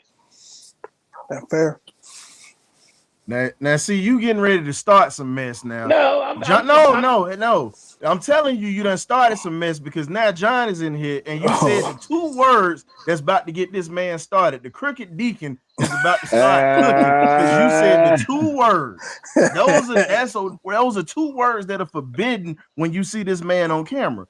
And before I let you cook, John, welcome to the backdoor preacher, jackleg preacher, as we call him, backdoor man. We got Michael who says, okay, I got Mike. He says McKay got his yes man again, but never will be blamed when the coach fails. Blank needs to sell the team. Okay. At least give Morris a shot before you start just hanging the man. Oh, boy. Can he make it to the draft first? Can he at least get to the draft first? The man just got hired and you already talking about sell the damn team. Mike, get out your feelings, Mike. You know what I'm saying? Mike. Calm down, big dog. K-Dub, I'll let you have him in a minute. I'm gonna let you pick him clean, but I'm gonna go ahead and let John go ahead and cook because I already see he itching. Go ahead, John. James Brown put out a song 50 years ago. I don't want nobody to give me nothing. Open up the door and I'll get it myself. Thank goodness we have crossed the Mason-Dixon slavery cotton picking line. Right on.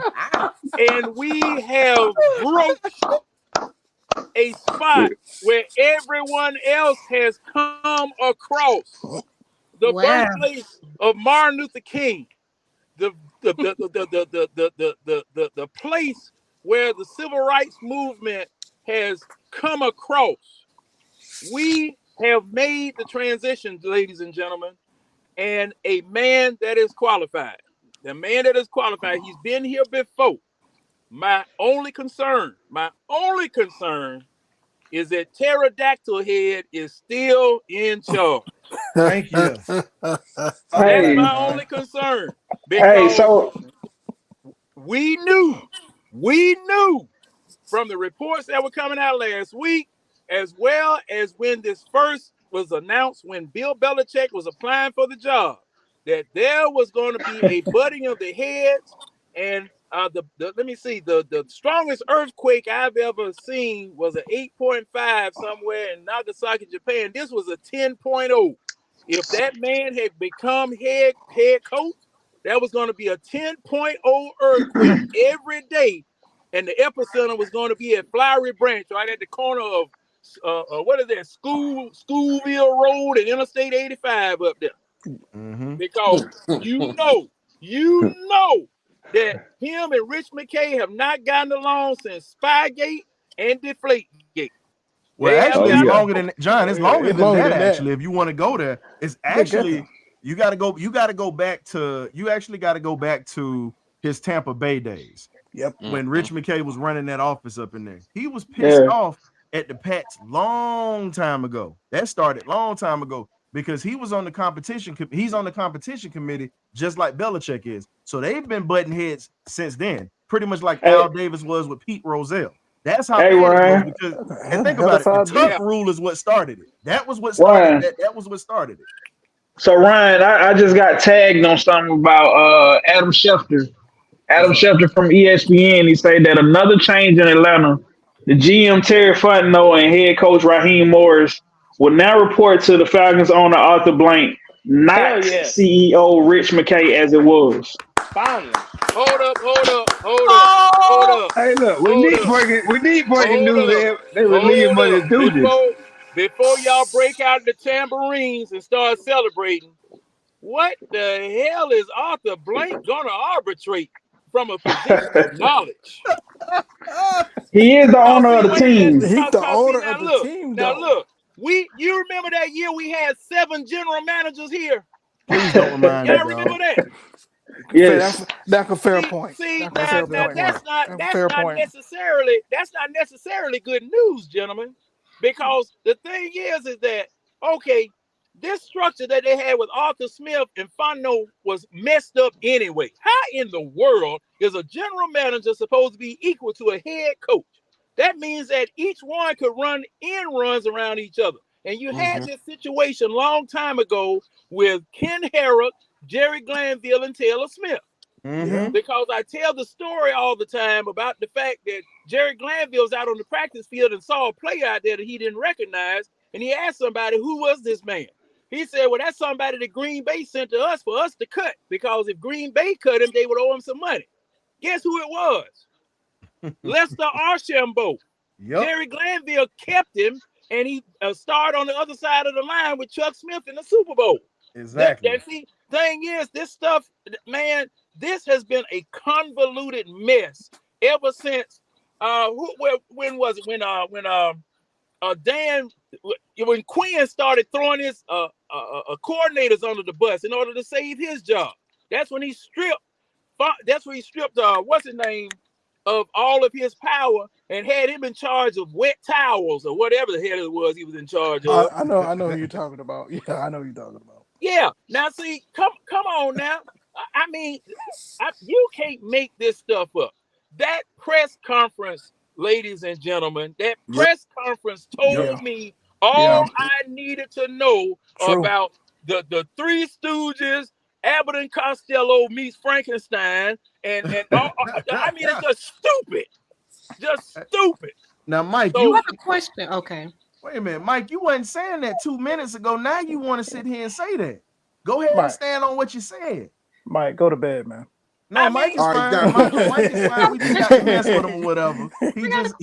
Look, Mike been dealing with this for over 50 years being a Falcon fan, so he got a reason to get pissed. I give you a pass, Mike. Now, I've been watching this. I've been watching this ever since they came to town in 1966. Okay, and see, that's what I'm talking about, man. Now, y'all say I'm crazy. Y'all say I'm the crooked preacher. You know why I had to love the Lord. Because of these Falcons. How much holy water? Hold on, John. How much holy water did you drink tonight? Huh? How much holy water did you drink tonight?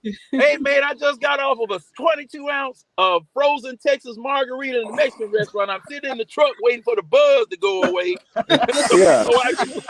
He had to Take the key celebrate. out of the ignition. He said he had to celebrate. Ladies and gentlemen, for the representatives of the Birdcage, we do not represent the crooked preacher John Harris. If he does get pulled over or anything, he has no affiliation with us. He is just a guest No, he tonight. does not.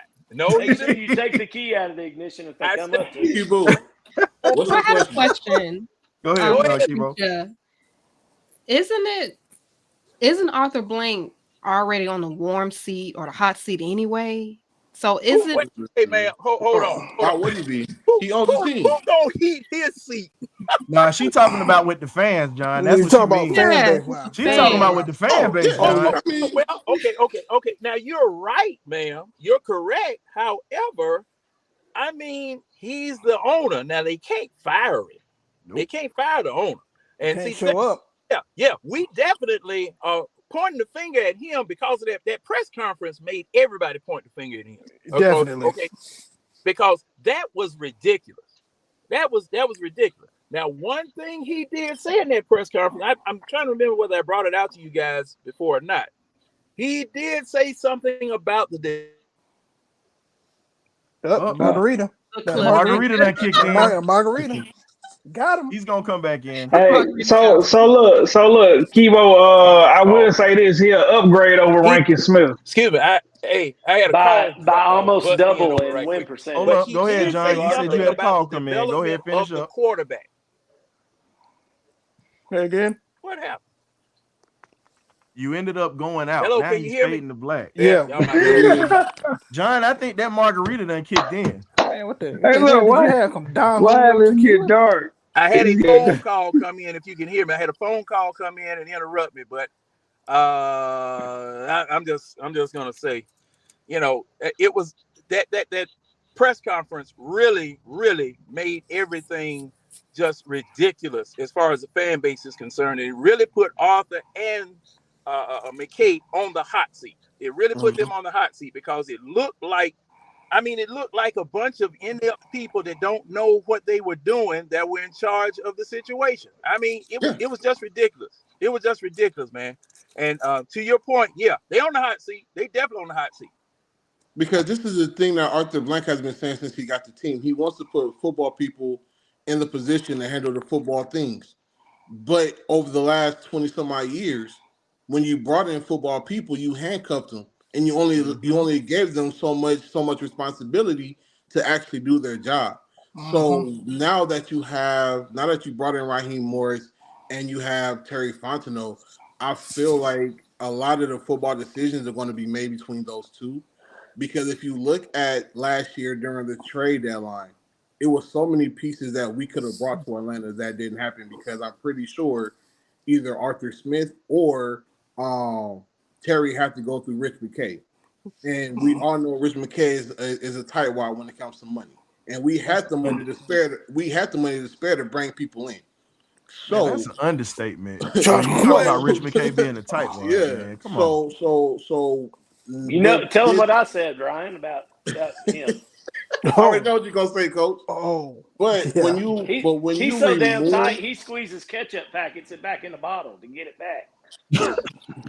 Damn. Yo. That was how tight he said the Tennessee Titans are, but definitely now you're seeing that with Rich McKay. But look, I've been saying this for the longest since Terry Fontenot came here, and anybody could go back to old shows. I said Terry Fontenot is shopping with an EBT card with the Georgia peach on it, and he got some old Louisiana food stamps that you would have.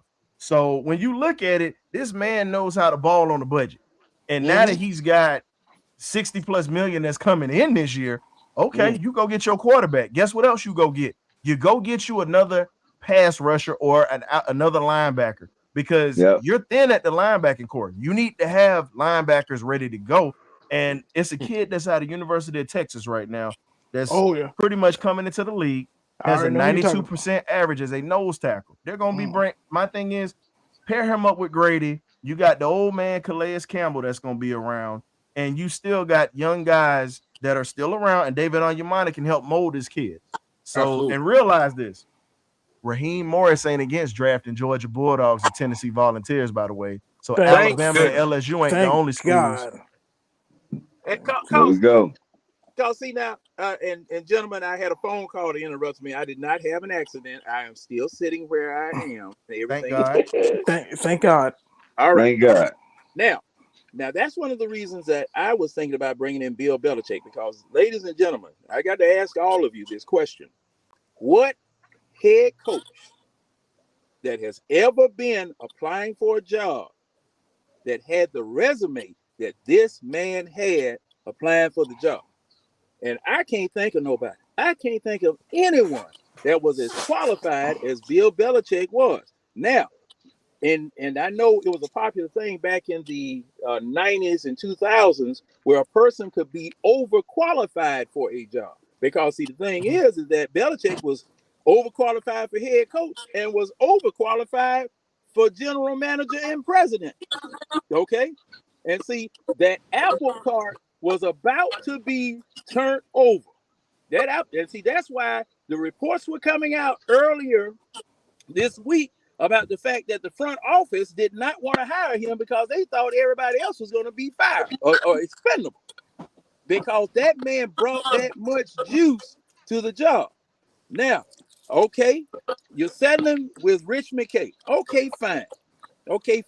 Now, this reveals that Rich McKay is the #1 confidant. He's the #1 ace boom coon of Arthur Blank, because see, you don't know where Arthur Blank ends and Rich McKay starts. All right. He's a professional hot dog mustard butterer. He's a professional lean on man. All of this. All right. So we are going to see, because see, this hire, ladies and gentlemen, was one of the most important hires in the Falcons' history. This one right here. I agree with that. Right here. Okay. This one right here. I mean, this is a watershed bellwether mark that you guys need to put that, you know, that little old thing that you put in the Bible to get to them scriptures that you always like to quote. You stick this one right in there. I knew that was coming. Yeah, you stick this one right in there, because see, you're going to look back at this hire for good or for bad, because this was very, very important. I think, me personally, I'm not 100% sure on it, and I'm not trying to speculate or provide information that's not accurate. One of the reports came out saying that if Belichick wasn't come in, he was pushing McKay out.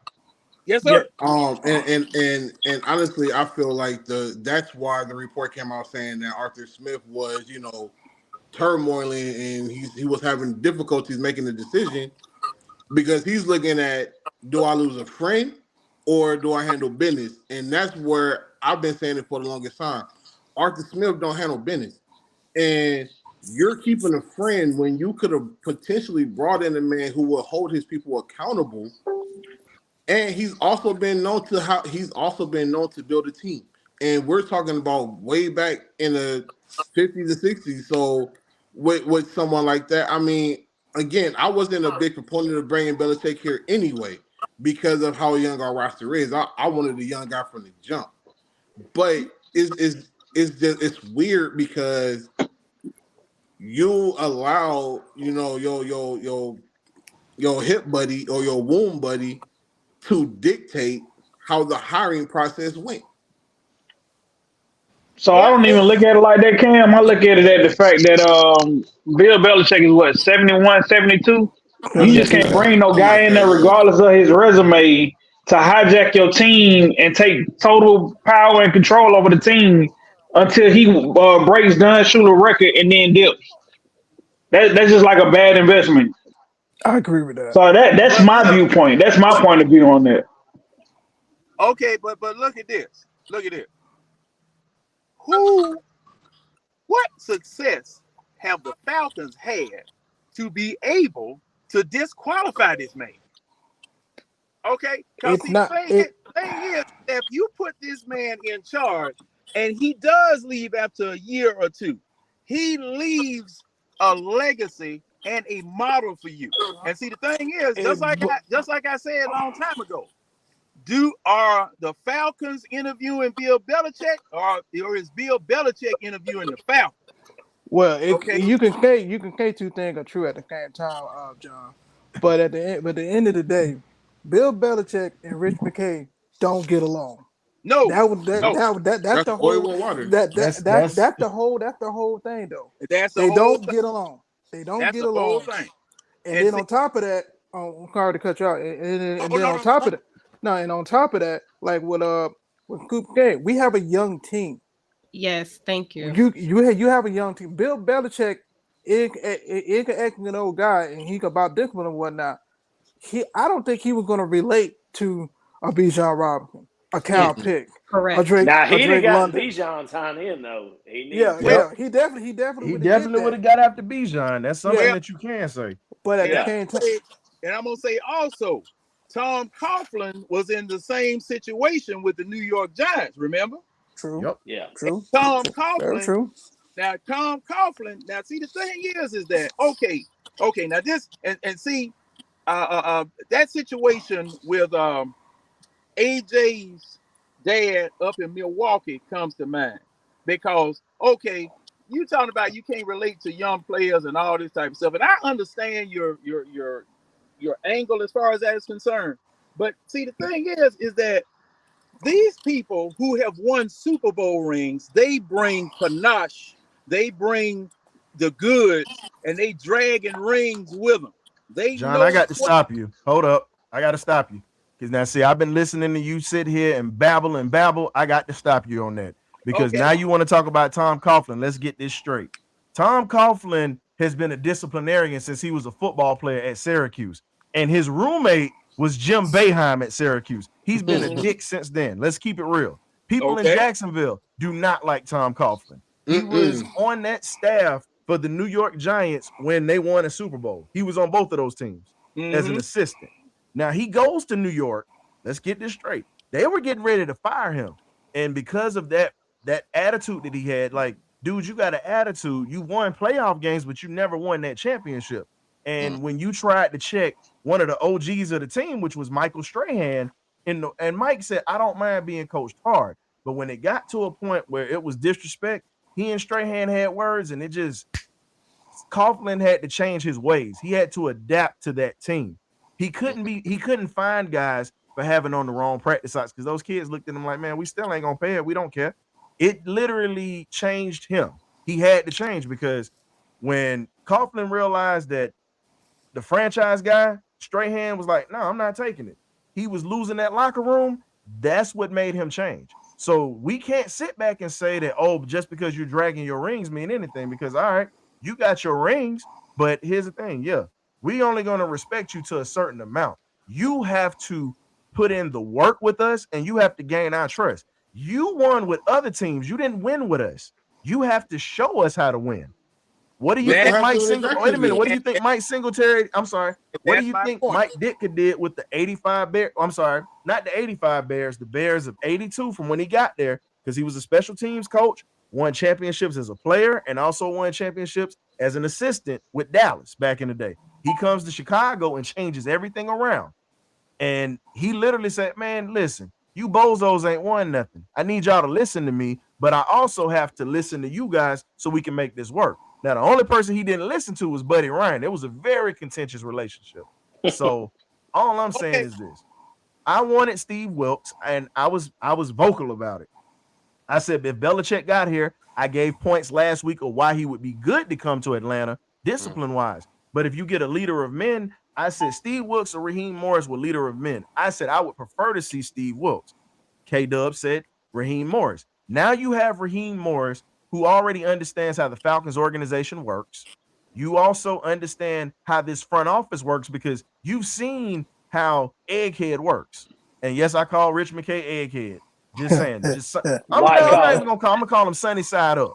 We gonna call him Sunny Side Up. Point about Bill myself too. Head, because and to your point, Ryan. Now, see, I did not say that Bill Belichick was going to come in here and disrespect anybody. Okay, but the thing is that there needs to be a coach and a rudder for the ship. I mean, there has to be a rudder for the ship. And hold on, wait a minute. What you know about rudders? Oh, what you know about rudders? Because you talking about my branch of service now, big dog. Now wait a minute, Ryan. You talking about my service, dog? What's up, Ryan? Even a dinghy has a rudder. a fishing I just got to trawler mess has with you, a John. You rudder. got me last week on We Hawks TV, man. You got me last week. So Don't worry. But see, this is the thing. This is the thing. See, I'm not saying that type of coach has to come in here with the my way or the highway type of situation. Okay, he doesn't have to come in here like that. And then a lot of people are not going to listen to that. However, the man has sweat equity, panache, and the cojones that he brings from having 8 Super Bowl rings coming into your franchise where he beat you in the Super Bowl, okay? Or you beat yourselves and he stood back and watched you beat yourselves in the Super Bowl. And the thing is that he brings that to you, and just by virtue of that, you listen to what this man has to say until he crosses that line where he's disrespecting you, okay? Then, yes, you definitely got something you got to say as far as that is concerned, okay? Yeah, but I do the point too. Hold on real quick, John, because it was like Scoop said earlier. With all of that panache and all of that, you still have to look at this. With Bill Belichick coming in, he wanted full control. So that means there would be no more Terry Fontenot. There would be no more Rich McKay. He wanted full control over all operations of the Falcons. That the whole front office, the draft, everything. This team is not curated for a guy like that. This team is it's way too young. You don't have enough veterans on this team that can control the locker room with the young guys and try to do the Patriot way. The Patriot way is dead. It's been dead for years. Them players was not listening to him. They was doing their own thing. So you coming to Atlanta in a culture where we Atlanta is not gonna fit. So again, like I said before, there's pros and cons with bringing Belichick, because he's going to hold your players accountable and he's going to bring the discipline and he's going to bring that experience. But at the same time, you're going to lose the majority of your leadership because of how you handle things. So you don't have a Lloyd Malloy on that team. You don't have a Ty Law. You don't have those guys. Don't forget about Willie McGinnis, the locker room bully. Yeah, Willie and Rodney Harrison. You don't have those guys in this locker room. Nope. So you don't have people that fit with that kind of coach. This team is more so of a finesse. We're younger guys. So you're going to need someone like a Raheem Morris who can come in because he can relate to them and he knows how to physically break down certain communication from management to a player. So that's really what this hire is really coming down to, in all honesty. Again, I don't have any ill will towards Bill Belichick because I've made a lot of points on why I felt he should come here.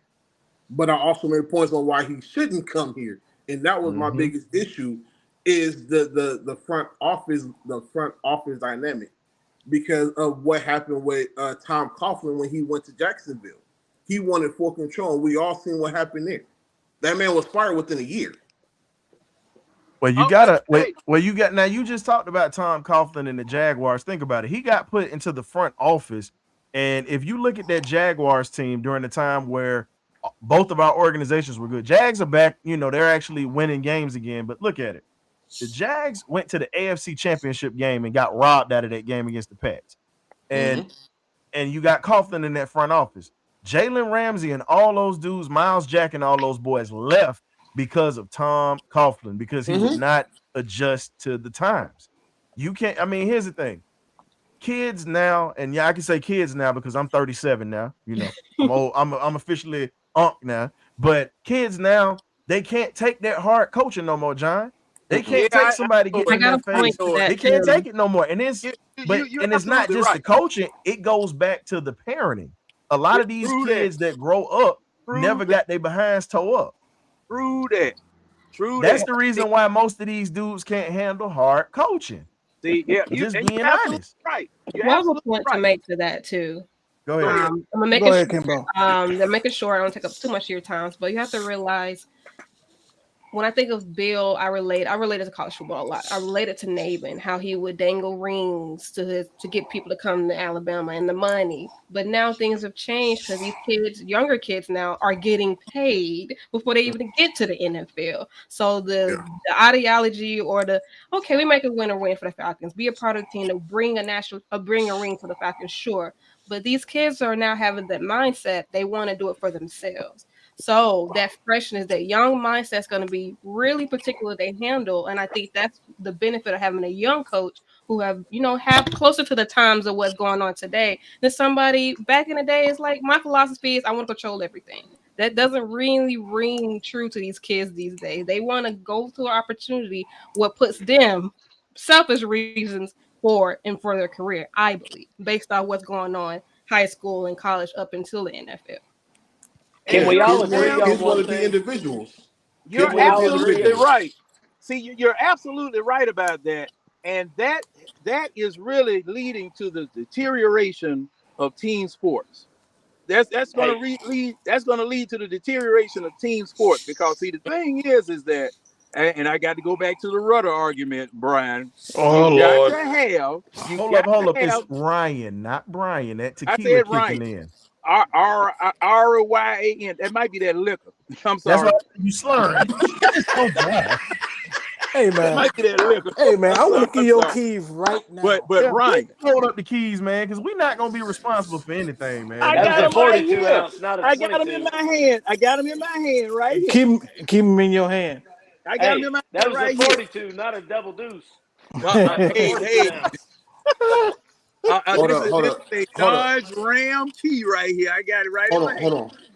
Now, Envy. Hold on, Envy. What you have to understand? Yes, the players are grown, right? They're grown, but guess what? Each one of those grown men are also individuals, and in the way that some players are being taught or being held accountable, some of them have never been taught that, even from high school all the way through. So the parents don't hold them accountable as children. The teachers don't hold them accountable at school, or at least some of them don't. Their high school coaches, they baby them because guess what? If I can get this this kid who's a 5-star to college, now I'm gonna be looking at opportunities on the college level. So the way that the game is coached, and the way that these students are coddled, it's a lot different from when some of us who grew up in the 60s, the 70s, and the 80s, it's a lot different because Yeah, it was a it is lot different. tough. It's a lot tougher, and you have people who are able to get in your face, grab you by your face mask, chew you out, and then send you back onto the field. You can't do that now because now the parents is all up in up where you can't talk to my baby like that. You can't do this. You can't do that. So the individualism that has taken over the newer generation is what's causing the deterioration of actual team sports. And that's why I didn't say all, I said some, Brienne, some, not No, she's not all. she's not addressing you. She's Okay. addressing so we got a viewer. What's going on, SAV? Nothing wrong. You know, everybody has an opinion in here. We don't judge nobody, and we're not gonna bash you for it. All I'm saying is this, man. When you got to realize this. A lot of us came up during harder times. Let's be honest. Most of Hard y'all time. ain't never been in a real fist fight without having to pack a gun. Back. Just being honest. You've never Fact. been jumped. You've never really had to square up like that, because most of the Facts. kids now, they don't even fight. They shoot.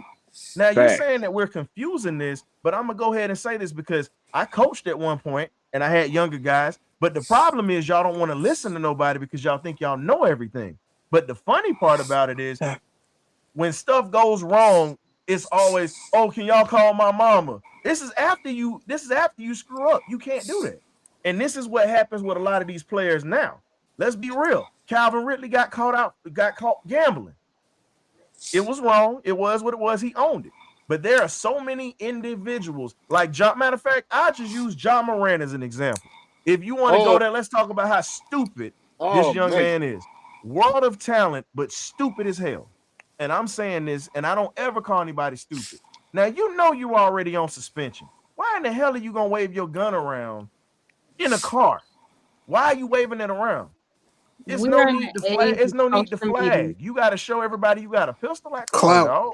We're in About the the age of clout. social Yeah, media. you're right. Ja had good parents, but he's still a knucklehead. That's what I mean when I say the younger generation that don't use the left side of their brain and they're not raised right. If Ja had a good daddy, I'm gonna say this here, and we can agree to disagree on this because we got to get back on the Falcons. But if Ja had a good daddy, for number one, he ain't gonna try to sit there and be his damn friend just because he making money in the NBA. The I'm best in. example, the best example of a dad and a son was Barry Sanders' dad, William Sanders. Even though he enjoyed being in the spotlight, taking up all the shine, he pretty much told Barry, I'm not your friend, I'm your father. That's pretty much what it is. And at the end of the day, all I'm saying is this: everybody does bad things. You know, everybody learns how to straighten up.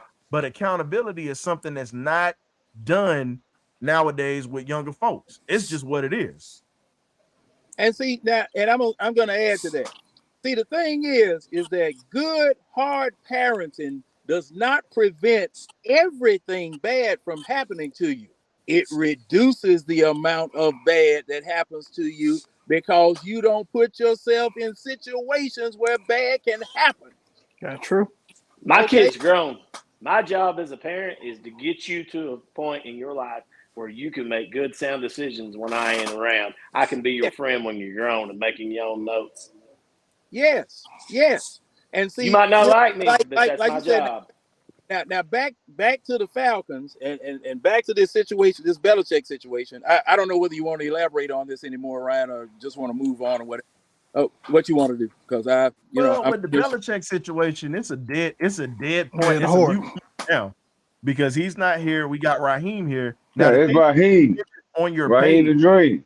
yeah, Raheem, you got Raheem the Dream in here. And like Dr. King say, hey, he got a dream. Guess what? Now it's time for the dream. Now it's time for the dream to take place. We got it now. Now, I'll say this, John. You talked about an offensive coordinator, quarterback coach. Now, here's the other question. Now, we spoke on the offense. Let's talk about what he's going to do on the defensive side of the ball and special teams. Mm-hmm. Now we got to talk about that. Special teams is the third part of the game where we struggled at this year. Indeed. You know what I'm saying? And true. when we see, well, you're right. You're true. That's true. and think about it. Look at how many kick returns we've given up to give up good field position. Look at how many missed field goals that we had. Now, Cool was hurt. I got to give it to him. He was hurt. He had a bad back. But you have to look at everything else that comes with it. True. And you know, with everything else that's around, man, all you can do is just sit back and just laugh and just say, hey, when are you gonna fix the problems that have reared its ugly head? Now you have to bring somebody in that's gonna hold Younghoe Koo accountable because he missed a couple of field goals that could have won games for us. Outside of Younghoe Koo, you still have to get a good return man because Mike Hughes wasn't it. D. Offord showed flashes of it, but special teams has not been the same since Avery Williams has been gone as a returner. It had been the same. Quick question, Ryan. Wasn't Marquard Manuel running the special teams before he got up out of here? Yep. Definitely was. Before he became he was helping out with he also was an assistant for the defense as well. Now, here's the other thing that Raheem Morris is going to bring in. He's got to bring in. Raheem Morris has to bring in a wide receiver. He's got to bring in a number 2 to complement Drake because we've had incompetent play from that wide receiver position. And Mac Hollis should have been used a hell of a lot more. And I think he was literally on point. Truth be told, Drake is a number 2. He's not a number 1. So I don't think he's got the speed to be a number 1. He could potentially keeper, coach. Yes. He's the Alvin Harper to the Michael Irvin. What Drake London is. That's a good comparison. Do you want a receiver that can take the top off of a defense, or do you want another possession receiver? Because I need somebody to stretch the defense. Yeah, you got to have that because we said a guy that I spoke on. I mean, you had a chance to get Xavier Smith out of FAMU, who was a guy who stretches the field. He showed that with the Rams. A lot of people, were like, oh, he's coming out of HBCU. I was like, all right. He'd have been starting at any other school. He chose to go to FAM or whatnot. And his counterpart is coming out, and his counterpart is just as productive as he is. So all I'm saying is there are so many guys that you can go get. Another guy that I'm gonna tell you who you can get is a good route runner, and he's got deception speed. You know, you already got Scotty Miller. You could always bring in a Marcus Rosemy-Jacksaint out of Georgia, or you can get your boy out of LSU. I mean, there's so many options that you can go to, or go to the kid that's out of Washington with the blonde hair. That's what I was going to get him. He can definitely stretch a bit. And see, that's my problem. Shop at the Walmart around the corner. Don't go to Alaska to go to Big Lots and buy stuff. Okay? You got Walmart and Targets around the corner, the SEC, the SWAC, the MEAC, right down here. Anything you need is right here.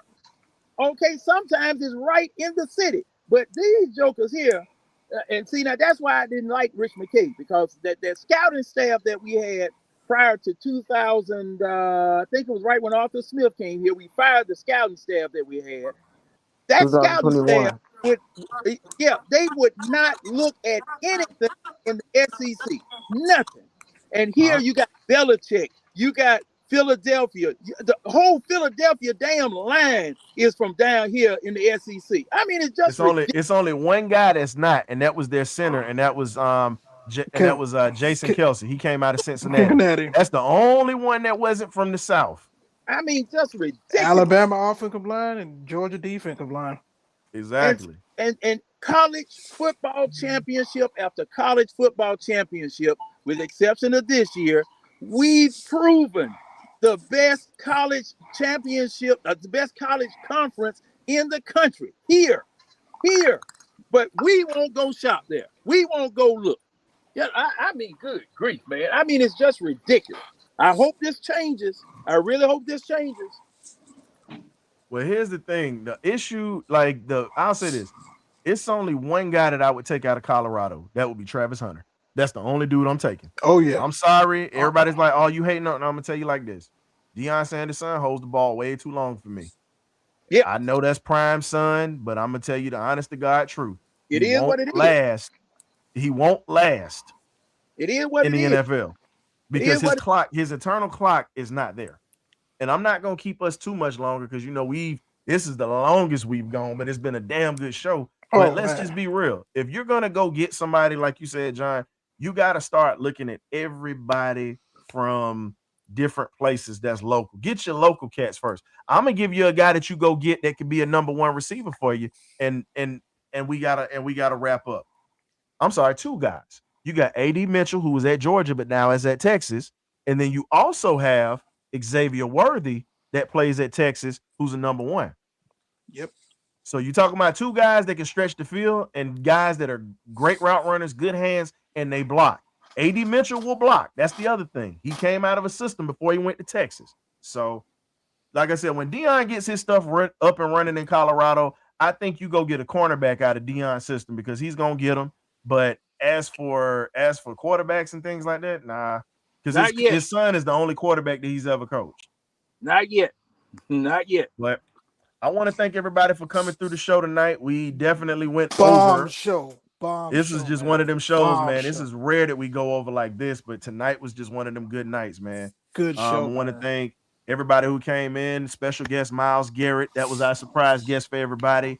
Kebo, Coach Brant, Graybeard, Scoop, Coach Cam, John the Cricket Leg Preacher, William Avery, and everybody that was in the chat section tonight watching the show, man. We definitely appreciate it. We got some big things coming, man. Y'all go ahead and continue to hit those like and subscribe buttons because guess what? During this off season, we got some hot stuff coming for you. So y'all pay attention. It's going down, man. It's going down during the summertime, man. So y'all definitely got to catch up with us and get it. So again, history literally has been made in Atlanta. First African-American head coach, but we're not the first organization to have pretty much a black head coach, black general manager, and a black president. Guess what? The Raiders were the first ones to do it. So at the end of the day, hey, I'm okay with us being second, but long as we didn't miss the bus and we jumped on, now it's time to go ahead. Let's get this staff together, and it's time to ride out, man. Let's go, man. So again, they got to wait till August and September. Damn. No. You wait till No. You wait till Just get ready March. for the draft, and let's see which direction we go in the draft before you start getting in your feelings. I'm Go ready ahead for and chill. football now. Combine draft. I'm ready for some football now.